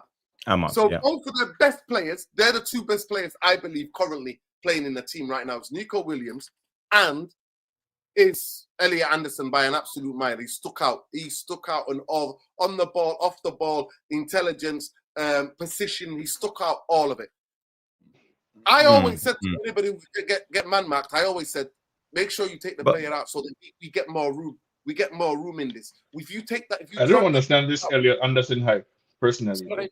No, Sean. Seriously, but the thing is, a long time. I don't know if you saw already. The last bit, I think tactically it was woeful. I think we saw that the amount of long balls that was done, it was actually more than Liverpool and more than Brighton. And both Brighton, the reason why we found space is because both Brighton and Liverpool play more attacking game. They didn't want to lose. The confidence of Nottingham Forest was so low. They were so shocked they found themselves in a winning position. They've not scored a goal for a long time, Jarvis. So United huff and puff and play for the last 10 minutes. But I thought the midfield was dreadful from even in the first half. And I thought Brian Mebeumo, the biggest thing, Jarvis, I think to have that, we would always say opposite movements. Instead, we got both Brian Mebeumo and Cunha coming so flipping deep, dropping in. There was nothing beyond. So everything was done in front of them. Now, if a team that's attacking like Liverpool is or attacking like Brighton is, you're going to find the spaces you will be able to catch them out. But they were ready for that. They studied what Manchester United were doing, and he didn't tweak it. He sat there on the fucking bench, and I'm still pissed off about it. And his in-game management fucking stank. But I'll mute now. Give me your 2 pence. No, I think you are onto something, Nordin. But for me, I think one of the main things of the game was Hudson-Odoi and how they managed to isolate Hudson-Odoi against Ahmad defensively all the time. And Nico Williams was one of the key players into this because he was bombing on, but he was going on the inside. He didn't overlap; he underlapped. Come on the inside, and then he occupied Lenny Yoro. So Lenny Yoro couldn't go out and back up Ahmad in one-on-one defensive situations against Hudson-Odoi. We could have solved it quite easily by dragging Bruno a little bit deeper, so Casemiro had the chance to go side to side as the pivot, and then Casemiro would be the obvious player to pick out the underlapping fullback of Fulham. But we didn't. Did you see that Hudson-Odoi in the first half, Jarvis? He actually left Ahmad alone. He came and overloaded us in the middle, and he was actually picking up the ball and running at the back three. And I'm watching the game. I'm like, stop this. We're going to concede. I was doing a watch along with Saeed. If you get a chance, Jarvis, please go and watch it. I'm screaming with Saeed, and I'm like, what are you talking about? I'm like, look, Hudson-Odoi is done exactly the same thing Fulham did. All the away teams did. What Brentford did. All the away teams that we've played did is overload us and have 10s who actually come in. And I saw Dogu for Liverpool Dogu for Man City do exactly the same. The 2 wide by Jerky and Dogu against Bournemouth. Fulham. Yes. The same. They both come in. Yeah, but even Man City against Bournemouth, I saw that. The wingers are now, or the inverted wingers are not asked to do that. They're asked to sometimes help with the overloads in the middle to get hold of the ball to be able to, especially when they're playing against a team with a high line. But that, I thought, I can see that. I've got 2 coaching badges, Jarvis. I live in South Central Manchester. I've got 2 coaching badges. That's all I have. I noticed that. And then how come I can also notice that Elliot Anderson is sticking and man-marking Mebeumo, specifically in the second half? How come he's doing that?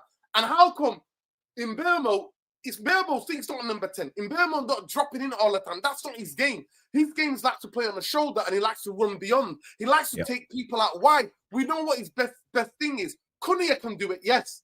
But Mebeumo could be able to do it. You're asking Mebeumo to do if everything's to the front, and he was getting bullied.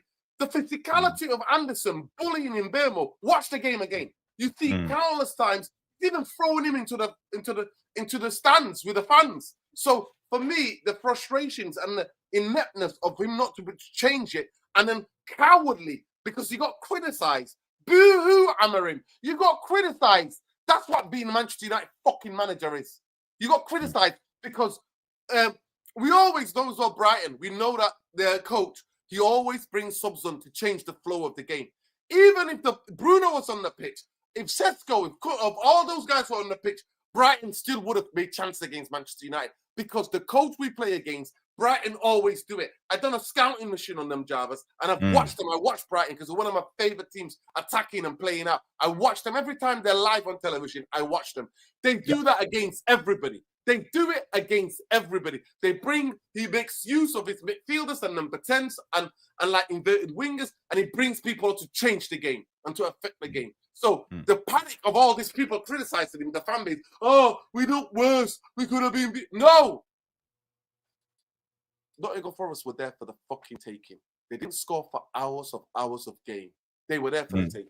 And I'm sick of this bullshit that you can't criticize the coach. I had to make a video yesterday talking about this. And people say, yeah, Amarim out. I don't give a F what I think about Amarim. I'm going to critique game by game, and I'm going to look at what I see with my own eyes, and it's your opinion if you think I'm wrong. But I'm going to say my fucking opinion. Yeah, sure. 100%. And you're allowed to. You're everybody should say their opinion. And I think you are right in your assessment. And Amarim should have done better in game management. But let's just wind back a little bit when it comes to this. He's learning on the job. We brought in an unexperienced manager into the Premier League. He's in his second season, but he haven't been here 12 months, or have he? Yeah, well, exactly around 12 months. And he's still learning the Premier League. He never played against Sean Dyche before. He didn't know what to expect. He doesn't have a section of Sean Dyche in his playbook. So, he came out there. We played against him for Everton. We did beat them, but they bopped us off the park, if you remember. They made mistakes, and we capitalized on them. I remember. Remember, he won that game. I remember they went from the inside to the outside. They overloaded a lot of the times. Garner and what's his name? Ducore. Movement all the time. I remember that game. So, yeah. But I think Amarim needs to we need to give him a little bit of time. But this has to improve 100%. His in-game management, he has to see these things and correct it in real time in the game. As I said, the Ahmad thing was a problem. I think he should have fixed the pivot a little bit. I think Bruno was too high.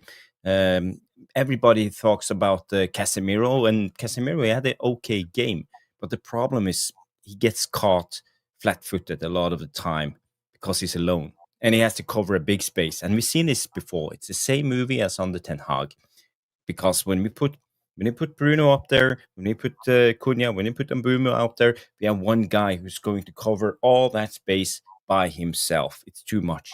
And especially when the timing of the centre backs is not right. Against Brighton, we all talked about the brilliancy of Luke Shaw, timing, pushing up into the midfield, being the extra guy. But today, or against Nottingham Forest, we were a little bit off, and the timing of it all, it's 1 second maybe. Maybe if you're 1 second late, you are too late. Then the player will be able to receive the ball, turn with it, and create an overload, and Casemiro will be helpless. So these are the fine margins that we are actually working with. And in Amarim's offense, it's a work in progress. He's an inexperienced manager, and people can start talking about us getting top 4 and all of this ridiculous bullshit because we won 3 in a row. But get real, this is the progress. If we get top 7, qualify for Europe, then we will have a brilliant season, compared to last season. And this is our level. You have to be honest with yourselves. Yeah, and that's why I don't blame him, because I thought I agree with you on the whole. We don't blame who. Gaslight me, Sean. I'm not having him gaslight me. I will never. I fell out with Ten Hag because when they gaslight me, when managers start lying to me and they're insulting my intelligence, and I don't like that. I don't like people insulting the fan base. Yeah, I don't know, but go ahead, Sean. Yeah, I think some level of dishonesty or information management or propaganda is to be expected from the manager. I don't expect the manager to be completely honest about everything he's thinking or seeing all the time. So I think it's fine. I would even go as far as saying that like some level of delusion I think I expect from the manager too, because you need to communicate hope and belief and confidence to your players, and sometimes that requires some level of delusion. I'm not sure I agree about our level, quote unquote, per se, because I think there are things that Amorim could have done in this Forest game to achieve a better result. So, like I said at the beginning, Mhm. I don't think Cunha and Sesko should have played as long as they did. I wish Amorim would refresh.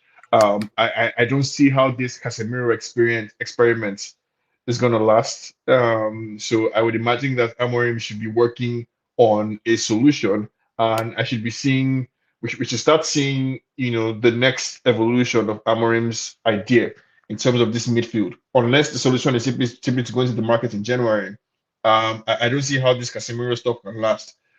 Because he's a good player, and we are in fact playing one game a week.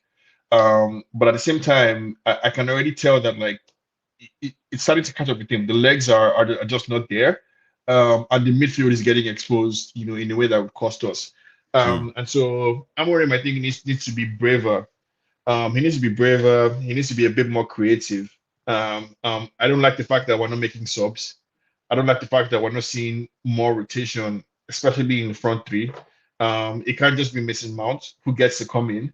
And I want to see Xerxes. I want to see Kobe Mm. as well. And I'd like the manager to figure out a way to, sort it out. I mean, I just want to get you to the last topic of the show tonight, people. Big up, people. The show's been wonderful tonight. Big up to Jarvis. Big up to Sean. Make sure you check out Tactical Devils. Make sure you follow at Sean Thomas. Make sure you follow his podcast, How We See Things, Global Geopolitical Podcast. Make sure you check that out. Make sure you check out Tactical Devils. Like I said, the best Monday night YouTube show for Manchester United on anywhere, basically. Yeah, make sure you check that out. The last topic is that how it's going to be here because time is flying. Time is absolutely flying. So we're going to be missing Mebeumo, Masraoui, and Ahmad. Masraoui left us because he's been injured. He's had a indifferent start to the season because he's been in and out injured. He was injured towards the end of last season. But definitely we've clocked up a partnership with Ahmad and Mebeumo on the left-hand side. How much of a miss are they going to be, Sean? I'll stay with you, Sean, and then we'll go to Jarvis. How much of a huge miss? Obviously, there's more teams now in the African Cup of Nations. There are, we've got two players who play for big powerhouses in Africa. One playing for Cameroon, the other team. Cameroon always get to the quarters or the later stages. And Ivory Coast, Morocco. Ivory Coast actually last season sat their cup. It was one of the most unbelievable. I don't think it's ever happened in international football where after a couple of games in the group stages, they sack the manager, hire somebody else, and the new guy wins it. Unbelievable. Ahmad is becoming a very important player. Ahmad actually didn't play in that. I don't know, he didn't go, something happened or whatever. Maybe he wasn't fit. He was injured at a time. It was actually Adinga who played. Adinga who's playing now. Who's he playing for? I think he plays for Sunderland. He used to play for Brighton, the winger. He played instead, and he was the one who set up the goal for them to win, Ivory Coast to win. So you've got two players, Sean, who are playing for. Well, Ivory Coast have become a recent powerhouse. Frank Kessie. They have Sebastian Haller. Yeah. They have so many Sangare, the Nottingham Forest midfielders. So many good players. So I think I used to be former Brighton winger. Playing for Sunderland now. So you would expect both of them to be. And the tournament, I don't know if you know, Sean, but the tournament starts in the middle of December and it continues to maybe the middle of January. Or 15th to December to 15th of January, I believe. Yeah, the tournament. Yeah. So, and we've got Villa game, Newcastle game. The games that they would miss is Villa, Newcastle game, City, and Wolves, if I'm not mistaken. But how much do you think, how detriment they're going to be in that Christmas running specifically? It kind of goes without saying that it's going to be a major blow to the United team. I think it's pretty obvious that the two best players in United are Ahmad and Mebeumo, and they both occupy one flank. So that's just, our team is going to be a lot weaker. What I don't want is, I don't want any excuses, right? So everybody and their dog, including their dog's grandfather, knows that Ahmad and Mebeumo are leaving for AFCON. And so we don't need to wait till AFCON to figure out the solution. I want to see Amorim trying different things. I want to see him figuring out a way before we get there to make things work. So not every time Mebeumo is looking sharp, he looks good and everything, but let other people get a chance to play so that you can figure out a way to work out the solution. And I'm saying all of this with an acknowledgement that I don't care about the starting 11 ultimately, as long as we win. And so I'm going to judge Amorim if he does what I say and we lose. I'm not going to be happy about that. So bottom line is we have to win games, but notwithstanding, I think Amorim needs to figure out a solution and needs to start thinking about the solution before that time comes. Can I Because ask you, Sean? Can I ask you, who do you think you would replace with Ahmad in the current squad right now? What two players would you think that can do a decent job for Manchester? You're not gonna like my answer, but no, I'm not. I'm hoping. I'm not even. Dalot, like that. That's why we have our trusted, always fit, always energetic, always available replacement or substitute, Dalot. So Dalot has that right position, and then I think we can move Cunha to Mbemo's position and play Mason Mount on the left or play Xerxes in there somehow. But I don't want a situation where Xerxes' first 90 minutes or Xerxes' first 60 minutes is when Mebeumo leaves, because I mean that's not going to work out. So we do have replacements. I just need them to be match fit. Go ahead, Jarvis.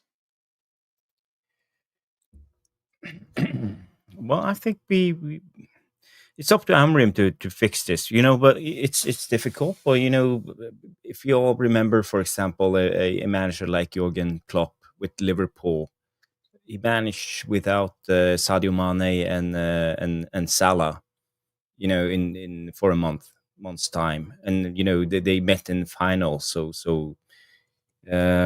it's up to Amarim, but I think the solution is to. To be fair, Jarvis, just to say, the tournament did not run as further as that. Those times when Salah and Sadio Mane they missed like 4 games. They missed, I think it was 3 games, if I'm not mistaken. 3 games. I think it was 3 games altogether. Go ahead. Yeah, but I think they got the day off, or the next game off, because they both came to the final. So when Egypt won, or was it Senegal who won? I can't remember. Senegal won. Senegal won, and they met in the final. But again, Jurgen Klopp knew how to solve it. So I hope Amarim has a plan. But the thing is, he needs to start bringing in players. In last game against Nottingham Forest, how many subs did he do? 0, 1, 2. So 2. He made 2. Okay. 2. He needs to start bringing in subs and trusting them. Maybe start them for a game or 2 before the AFCON starts, just to see how it goes. He needs to experiment a little bit, and I haven't seen it, so I don't think he's prepared for what's going. I think we are in a state where we're just gonna take it as it goes and hope for the best. But it's not easy to replace a player like Mebeumo, like Masraoui, and Ahmad, and especially on the right hand side, because this is our entire right hand side, and this is where the problem lies. What should we do? I heard some rumors about playing what's his name, the young guy. He's been in first team practice now for the last month. JJ something or no, the talented winger, the dribbler. He was injured all last season. Sean Lacey. Yeah. Yes, Sean Lacey.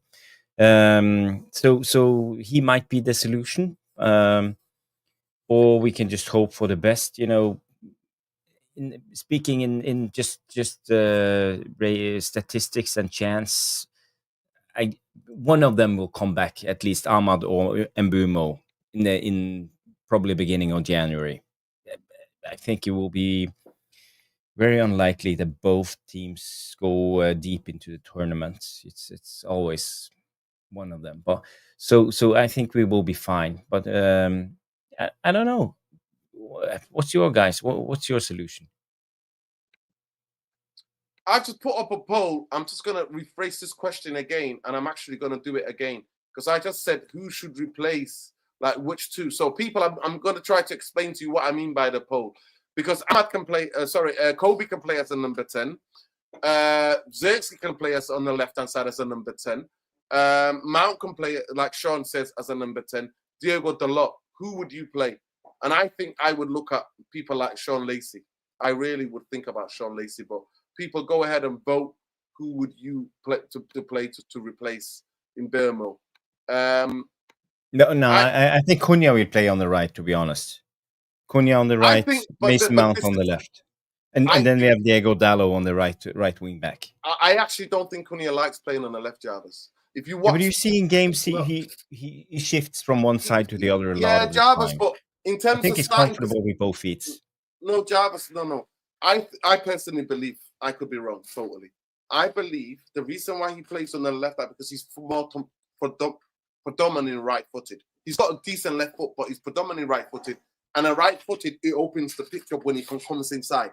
He doesn't really like to go on the outside on the left-hand side. He's always drifting inwards. And actually, like you said, sometimes he drifts so in, he goes to the other side. But I actually think he's going to keep him there on the left-hand side because the way the pitch opens up, and he's a dribbler. He likes to come inside and dribble past people as a right-footed player playing on the left. I think he's same thing. I never saw him do it for Wolves.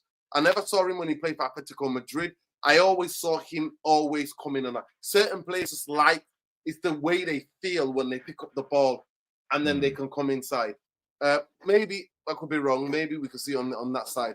But for me, I think Kobe deserves an opportunity as that left side in number 10 because he can actually help him naturally to come and help back and defend as well at times. I do think that Diego Dalot on this moment in time, I will not be playing Diego Dalot. I totally and fundamentally disagree. I think Diego Dalot needs to be taken out of the team. I 100% believe that. And I also think, actually, Jarvis, in terms of crossing the ball, Dogu playing on the left-hand side as a left footer is actually better because do you remember last season we saw him putting in balls when he played in the preseason as well. When he plays on the right-hand side, this is Dogu, he actually opens up his body. He's actually puts better balls to the back post because of that. It's hard for him to whip it in from that side. You know that his crossing's not. I actually think it gives us, I've seen enough evidence from last season, and I've seen him sometimes in the preseason, when he's played, when Ahmad was injured, or when he's played on the right-hand side, he actually, the ball that he whips in, the balls that he puts in crosses. But no, I agree with what you're saying, but my question is, forget about Dalot.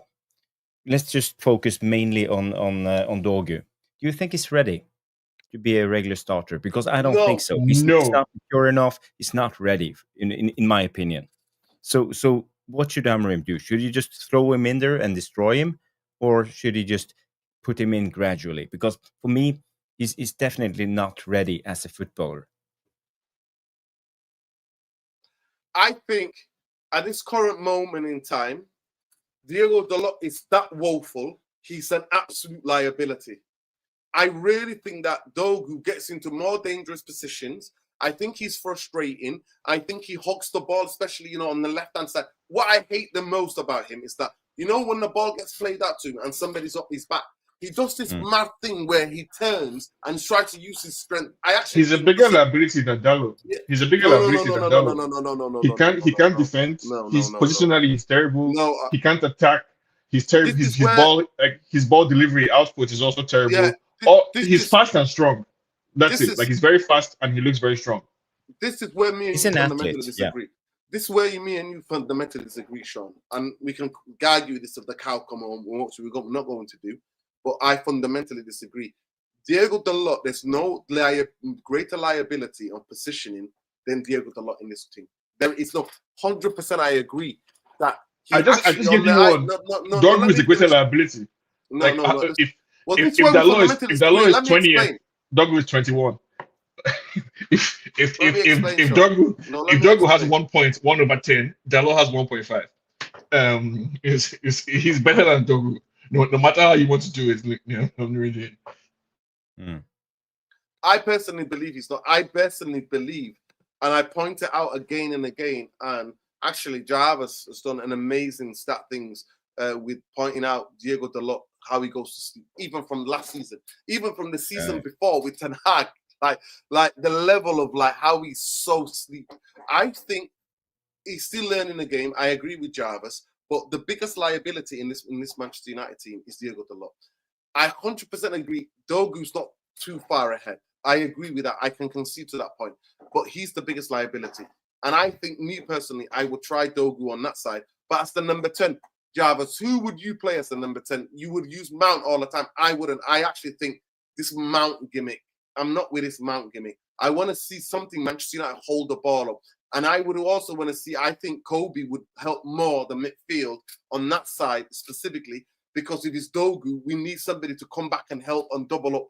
And I actually would believe that when he gets the chance to be in the team, he would actually show that. And in those 3 to 4 games, I think Kobe deserves to see if what we need to see. I think that might be. I think Zergsky to be brought on sometimes if he's tired. I think Mason Mount and Cunha should fight over that side.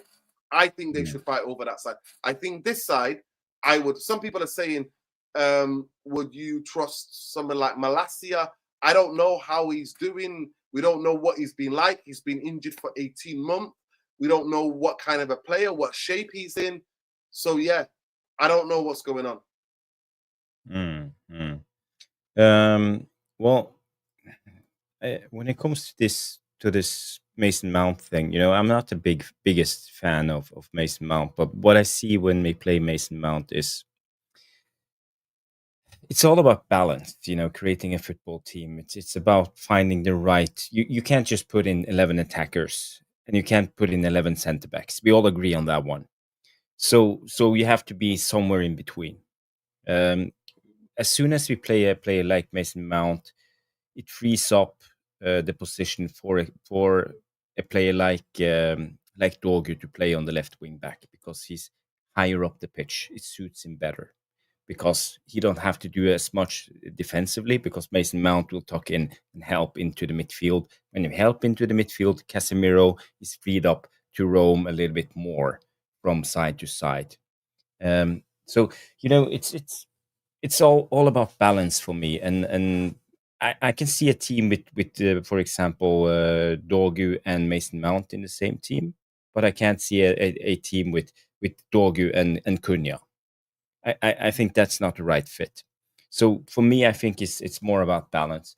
And you know, talking about Kobe Mainu and playing him as a number 10, I wouldn't do that. I would rather Kobe Mainu be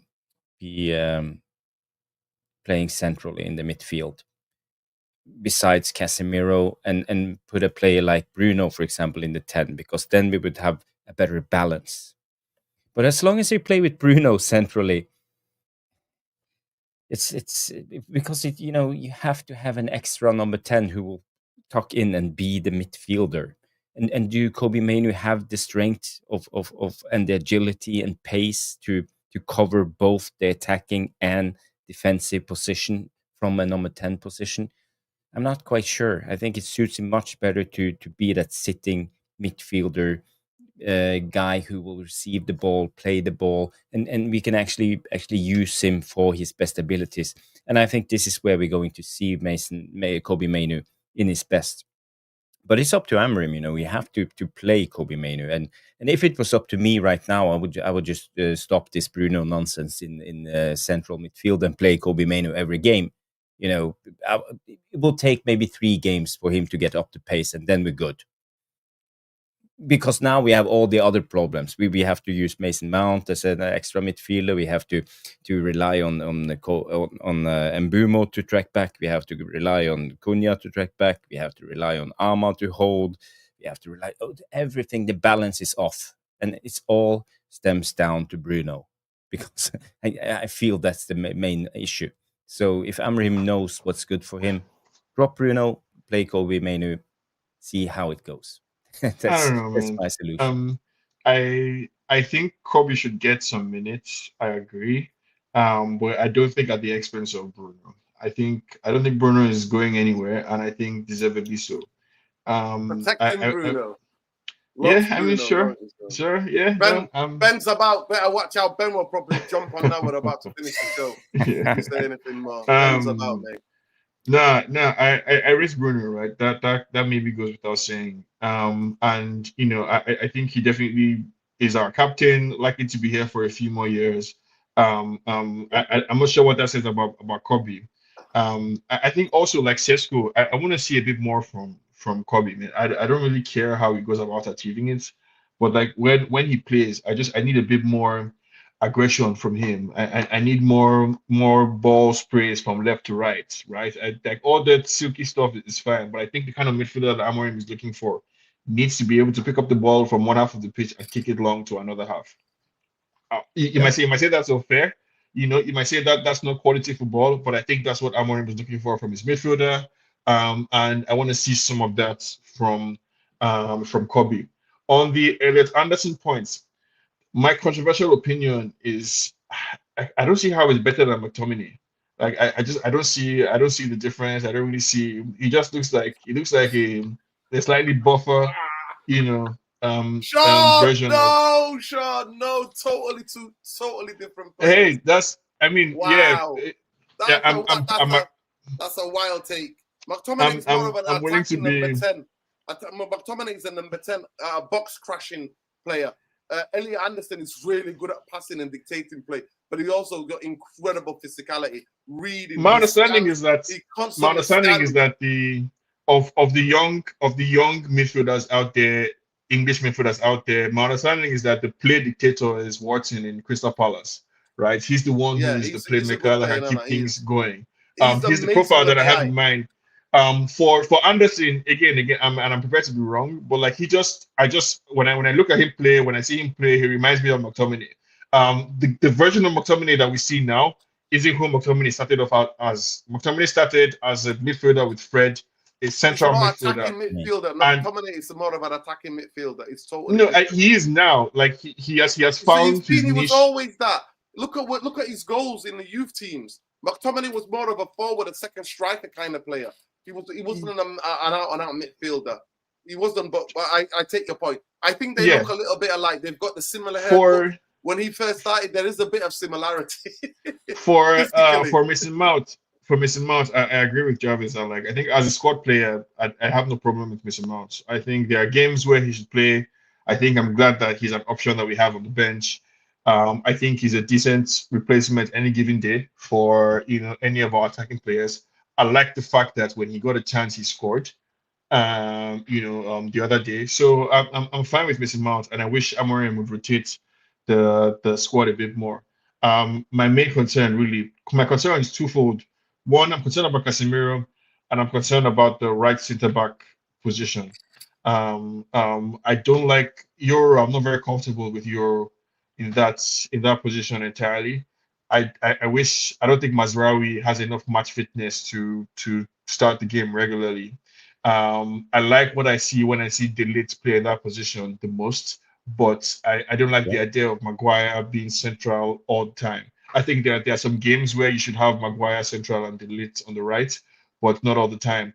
And so I think we need a more permanent solution for that right center back position, or we need Euro to step up, because I'm concerned at that one. So Casemiro, Euro, my main concerns in the team right now, and then Amorim making better decisions with rotation. Yeah, it's interesting when you say it, because for me, I can't let go of this Kobe Manu thing, because I think we are going to make a big mistake by letting him go in probably January on loan and then try to sell him in the summer, because we are trying to accommodate Bruno. We will try to keep on.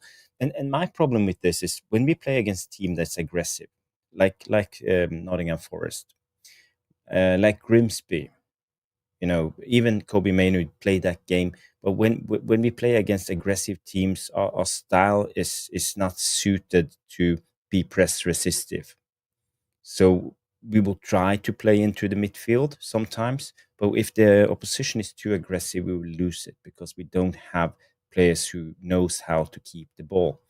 I don't know if you saw Elliot Anderson a couple of times under pressure. He receives the ball, turns with the ball, and runs with it, and then sets up his players, and they trust him. They keep their position because they know they have a baller, a guy who's press resistive, who can actually do stuff under pressure. I don't feel we have the same thing. For example, if Bruno is under pressure, he will try to find the pass. I don't know but how he you won't saw it, wrestle Jarvis, out but of the situation and carry it. yeah, And you know, I the don't only know how player we have that can do that is it's Cunha, but Kobe. he's too high up the pitch. Yeah, it's So Cunha. this is where I think we can actually use Kobe Mainu To be able for to his get on the best ball. Yeah, to get on the on ball. the ball. Jarvis, Yeah. did you see earlier, Anderson? Did you see the level of scanning? Did you see, like, he put on a clinic? I thought he put on a clinic. Like, he's doing this, like, checking over his shoulder, talking to the players, telling them they've got time, getting in there, like, telling him, like, Nico, I've got it. Like, honestly, he put on a clinic. And, yeah. I think, Sean, 100% I give it to you. The way that his stature is, the way his haircut was when McTominay still burst into Manchester United team, is similar. They have a similar kind of No, I facial, mean, for like, me, the way he dynamics. plays as But he's well, a like totally different sort of player. He's a for totally me, the way different. he plays He's as so well, like comfortable on the ball. He's so comfortable on the ball. Elliot Anderson looks up and punches balls into the middle. He likes to. He's the ball dictator. He dictates. He looks up and passes left foot, right foot. You know what he reminds me? No word of a lie. And I'm not getting excited. But the way that Roy Keane was, the way that he could do both, like he's the typical number 8. He can do both. He can do the holding bit, and then he can also get off the pitch and do it. I'm don't telling threaten you, me with a good I've time. been watching you. I've Sure. been watching him, Sean.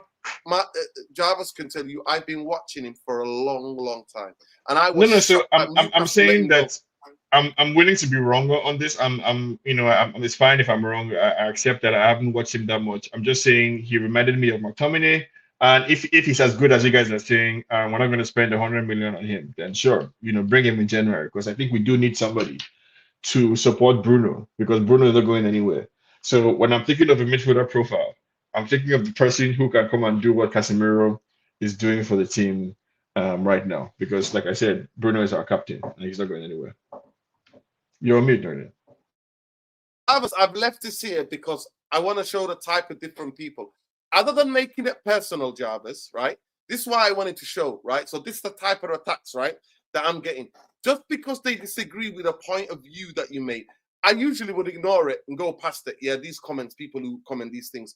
But what I'm trying to say, look, as a Jarvis, you talk crap, mate. He's not good at progress. He's absolute garbage. If you don't finish in the top 5, you'll get the FA Cup final. We have failed miserably. The league's so inconsistent. So why do you have to add and make it a personal attack and go, you talk crap? No, I don't care. I don't care. No. People can have their opinion. No, the most important thing you say, I disagree with you. I disagree with you. That's all you have to say. So you don't need to get abused. It's about a football opinion. Nobody's saying, Sabas, I think Sebastian. you're a muppet. Yeah, I think you're a muppet or you're this and that. No, please remember, just you don't have to get personal. Just say what needs to be said. I disagree with you, and this is my 2 pence. And because that's what I'm getting at the moment. I'm getting a lot of people in the comments who are telling me this and telling me that. And you don't know this, you don't know that. That shows Manchester United and Newcastle are tied for the most possession. Well, I have to verify this. I just checked it right away, and someone asked in the chat. So take it with a pinch of salt. I have to verify it before we can take it. But that was what I found on the get-go. Big up Michelle saying tactical deficit. So thank you, sir.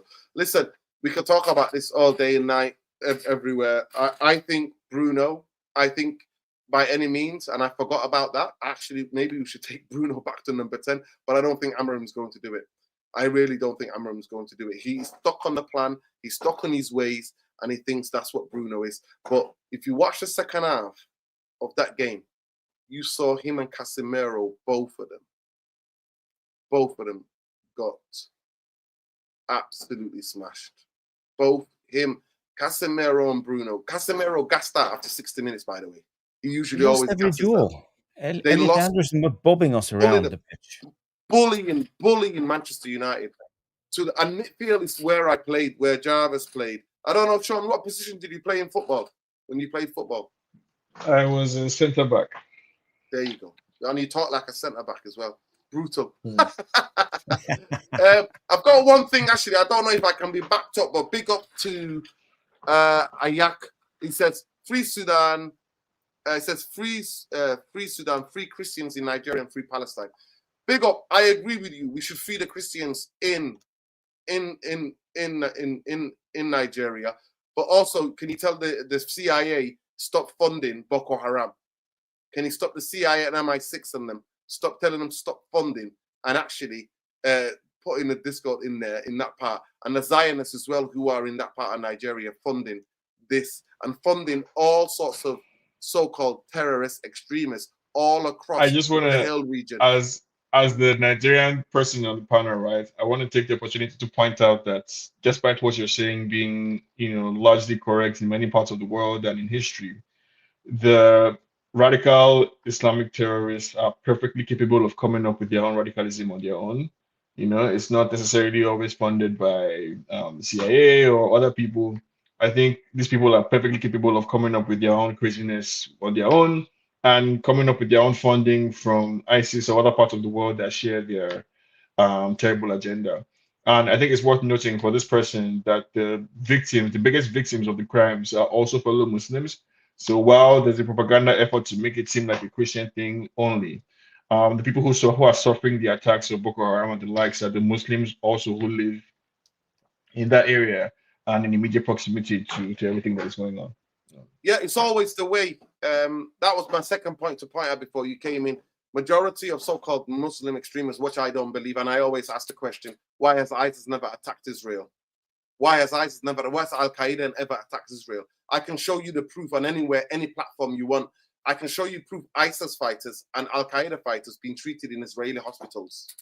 And now you see, now the Al Qaeda guy is the president of Syria because the state of Israel has got what is wanted. It's at the land that they're never going to, Syria never going to be able to get back in this current time. They won't be able to get back. So think critically. I know for 100 million times for people who are well advanced and well researched in different parts of Africa, and even in the place where I was born in East Africa, where Al-Shabaab are funded through secret intelligence services, Western, because how to keep the military bases in certain places. And I always ask, yes, throughout history, there's been sectarian violence and different ethnic type of different violence. We know what happened in the 1970s with the Biafra War. We know all these different kind of things.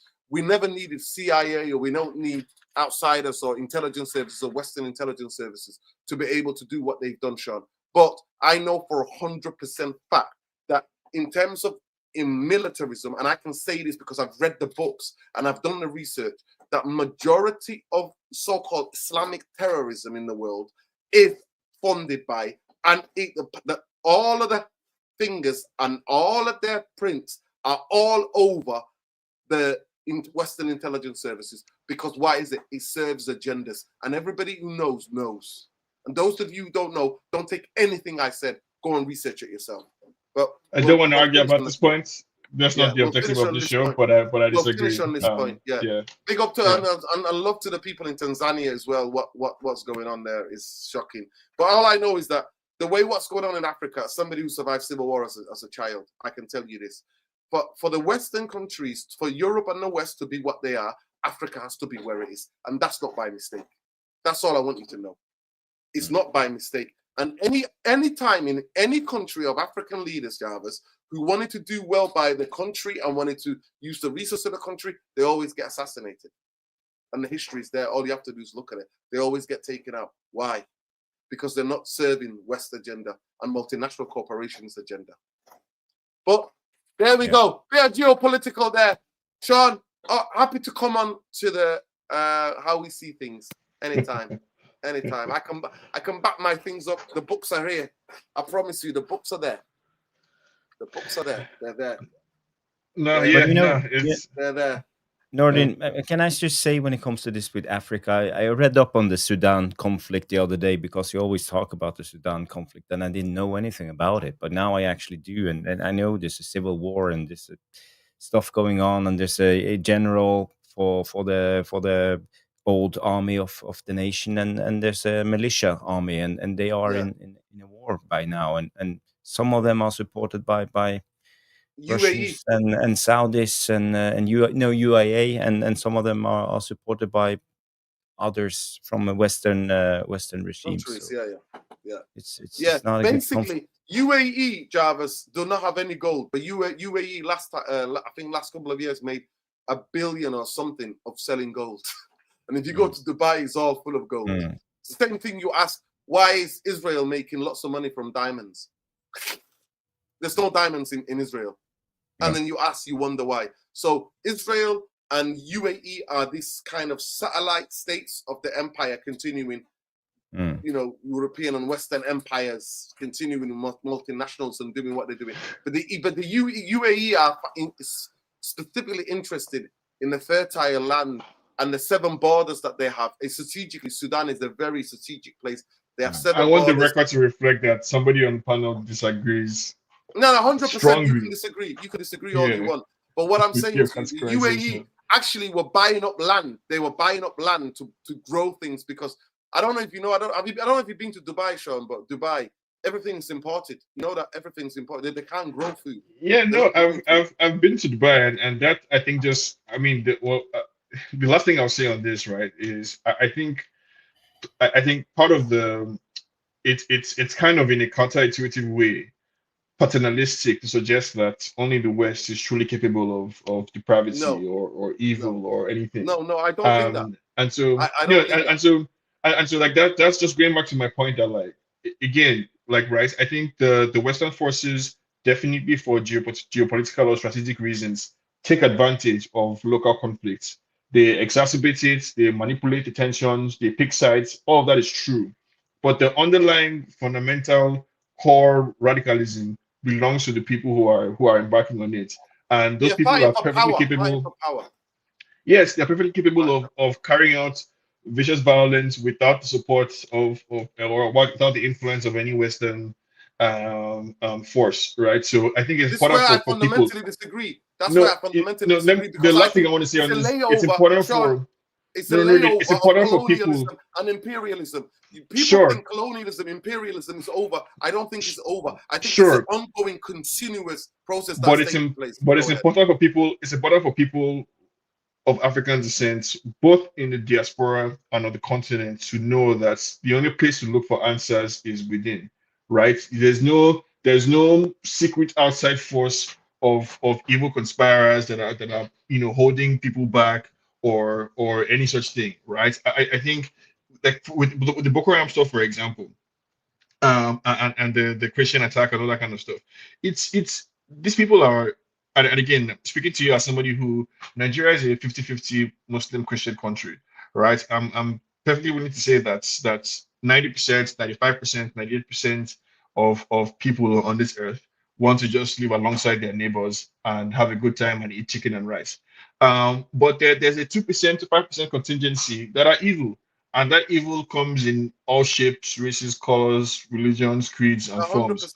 100%. So the Africans and Middle Eastern people are perfectly capable of coming up with evil on their own without being the puppets at the end of strings of the West. Well, the thing that I think 2, 3, 4 things can be true at the same time. The biggest thing for what you concede is the geopolitical nature because of the resources in Africa. The resources, all of everything we get in laptops, in satellite dishes, in phones that we have, all of the oil. I mean, the Darfur, that was a Western manufactured thing. What obviously dictator with Bashir, what you had in Sudan, obviously mistreated. I'm a product of that. I'm a product of the southern part of the country with a president who's a dictator, wants to fight and suppress the people in the north, and the people who are rejecting that. I'm a product of that. I've got the bloody shrapnels. I've got it all over my body. I'm a product of that, and I'm a product of Western imperial hands printed all over it. The weapons that I have in my body, the weapons that shredded aspect of my body, Sean, were sold by Reagan administration to that dictator at the time. So what I'm saying to you is that there isn't, as far as I know, there isn't any African countries that are making their own weapons as we speak right now, and a high-level weaponry. So weapons come from certain places. How did that weapon come? Certain geopolitical. Somebody locally had to have bought the weapon, no? Yeah, no, somebody locally where you. I'm saying hold that person responsible. Hold the person in your neighborhood. No. But what I'm saying to you, people do things for money. No, people also do things for money. People also will do anything for money. Like for example, in what's his name, the president of in the Sahel region, Ibrahim Traore. they had Jarvis, I don't know if you understand how assassination things works in Africa. Usually they get your best friend, so the second in charge, your best friends, somebody who's close to you to assassinate you. They offered him so much million. So in Burkina Faso, you had the bodyguard of Ibrahim Traoré, and they offered him these people, I think the French intelligence or whatever, and Western intelligence, they offered him so much amount of money because he's kicking the French out of the country, and they have got minerally rich country. And the bodyguard didn't do it. But when it happened before, in the 1980s, the best friend of the president at the time was, the name's Thomas Sankara, Jarvis. You can look it up, Thomas Sankara. You can look it up and look. The guy basically did exactly the same as what the French and the Western world wanted, because that guy was what they call the poorest president in Africa. He was the poorest president. He died, he owned the car, and he had a couple of $100 or a couple of £100 or maybe £1,000 in his bank account. Thomas Sankara, because he believed in this, where everybody worked, and he was a revolutionary that foresaw to say Africa needs to be independent. It needs to be independent from aid. It needs to be independent from any loans. We need to sort our own economy out. And he showed the blueprint, and they took him out. They took out Gaddafi, and everybody knows why, because Gaddafi wanted to make like the European Union, kind of money. And he was saying that we should use that new currency on African resources. That would mean the African dollar, whatever, or euro would have become one of the highest because of the if you back it up with the resources, we know Libya was one of the most successful African countries at the moment. They had free schools, free healthcare, people in fairly well in that country, John, and we bombed them. Just to say, coalition bombed them. Yeah, Jarvis, just to say, even Norway. Newlyweds, they were giving newlyweds like equivalent of like 30 grand and a down payment on a house. Newlyweds. Yeah. I've got Libyan. By the way, I just want to say to people, do you know the biggest Libyan community outside of Libya live in Manchester? No. Yeah, look it up. The biggest, some of them used to be in London, a lot of them now live, some of them are going back and forth, but yeah. But it is what it is, and that's the reason why I'm interested. You got a bit of an insight tonight. We'll finish up with a bit of the politics, but I'm happy to debate these things. And like I said, never believe a word that came out of my mouth. Please go do your own research. I would always say that. But the shadow banning will continue. I just want to say thank you to Sean for jumping on. Make sure you check him out at Sean Thomas on X. And make sure you check out his Geopolitical podcast, How We See Things. Make sure you check out Tactical Devils. We need to get that to 5K. People, and the channel deserves it. Like I said, the best Monday night show about Manchester United of anywhere. And I mean that. Genuinely, I mean that. I always have it on my phone when I'm out and about cycling, or I'm going back onto work, or when I'm getting to places that I'm listening to Mark, Stu. Mark is usually a regular. Stu and Jarvis breaking down games or the latest topics on Monday night is one of the best shows on YouTube talking about Manchester United. It's the best. It's not one of the best. It's the best. So make sure you check that out. I've listened to the first half. But you have to have time. It's more of a podcast. It's like two and a half hours. Yes, 2.5 hours. Yes. Yeah. And they go through level of detail as well. Africa myself, it's true that West does not have a big influence. A lot of atrocities happen in African countries with the threat of pulling funding like IMF resources. Yeah, I mean, they got us where they want us. The IMF, even the the word, like you got something called the World Trade what's it? Yeah, the World Trade like a trade treaty of the world. African countries are told to sit outside, and then the West come up with whatever. The game's so fixed. It's fixed. Africa is fixed on forever to have charity, forever to be in debt, and forever for the resource to be raped and pulled. That is what is at hand, and that's why Congo will never get any peace. The biggest thing that Congo could have done is that, other than having all those minerals, if they could grow potatoes, nobody will be there. If they grew potatoes, nobody will be there. It's exactly the same thing what happened in Iraq. It was all about the oil. What happened in Sudan? What happened in Sudan was all about the oil as well in the Darfur region. You know, like, by the way, also just want to mention to people, it's 1884 when they split Africa, Jarvis. 1884 is where in Germany, I've been outside the building in Germany, where they carved out Africa. People who've never been to Africa, who are not African, said, this is this country. And Nigeria is one of the biggest examples. Getting so many different ethnic groups, so many large population and clubbing them to one. And the madness they've done into Nigeria, what they've done, the British, and what they continue to meddle in still to this day. Yes, I think colonization works, and if you want to understand how people who are colonized act, how violent, how they perpetuate their own self-hatred, and they perpetuate. Go and look up one of my heroes. Shit, I don't know where the book is right now, but it's called France. It's the Ratchet of the Frantz Earth. Fanon. Yeah. And Ratchet I of know the Earth. book you're talking about. I just again, and I hear all your arguments, Nuruddin, right? I just feel, as somebody who also grew up in Nigeria and left because of the failures of the government, I attribute a lot of responsibility to the local governments themselves, to the corrupt African leaders who are stealing money and sending the children to America and Paris instead of developing their country. Billions of dollars, hundreds of millions of dollars are being stolen by corrupt African politicians every single day. Money that could be 100%. used to develop the continent. And so I have a hard time. I have a hard Sean, time blaming the West. No, Sean, can I ask for you a any question? of that. Sean, can I ask you a question? So why do the West assassinate leaders, and have been doing from the 60s and the 50s? Why do they assassinate leaders who want to help their own country and help their own people? Why? I think you should call this episode "Two Things Can Be True at the Same Time," right? Because that applies to many different things that we're talking about. So in this case, yes, a couple of things can be true at the same time. It is true that in service of the interests of Western states, they've assassinated honest and diligent African leaders. That is true. It is also true that it would not work unless they had willing and able participants, co-conspirators basically in all these places. And so I'm more upset at the current Nigerian presidents who blatantly rigged the election. I'm more upset at all the government officials who are stealing money than I am at any, for lack of a better word, if I say this crudely, white man somewhere for some historical grievance, right? And I would encourage, all of us basically to direct our efforts and our energy towards the people in our countries basically that are ruining it. So let's fix our shit first, then we can address the historical effects of colonialism. In the more of a utopic, the last word is in the more of a utopic thing for me is that get all Western countries out in terms of Western corporations and Western governments out of their interests out of Africa. Let Africa recover. Let Africa sort out its thing. Let there be bloodshed. Let there be whatever. For me, I don't believe in the countries. Somebody's asking me, I'm East African. I'm somebody from East African. 500, 600 years, 800 years, 1,000 years, I can go back to my people being all around East Africa. The borders was something that were bought by colonialists and imperialists to slice, dice, and to do that. So I genuinely don't.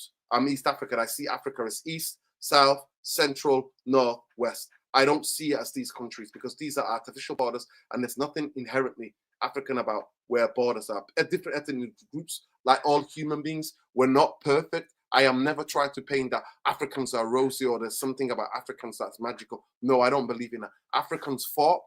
Africans did. Different ethnic groups. I hate the word tribes. Different ethnic groups fought each other.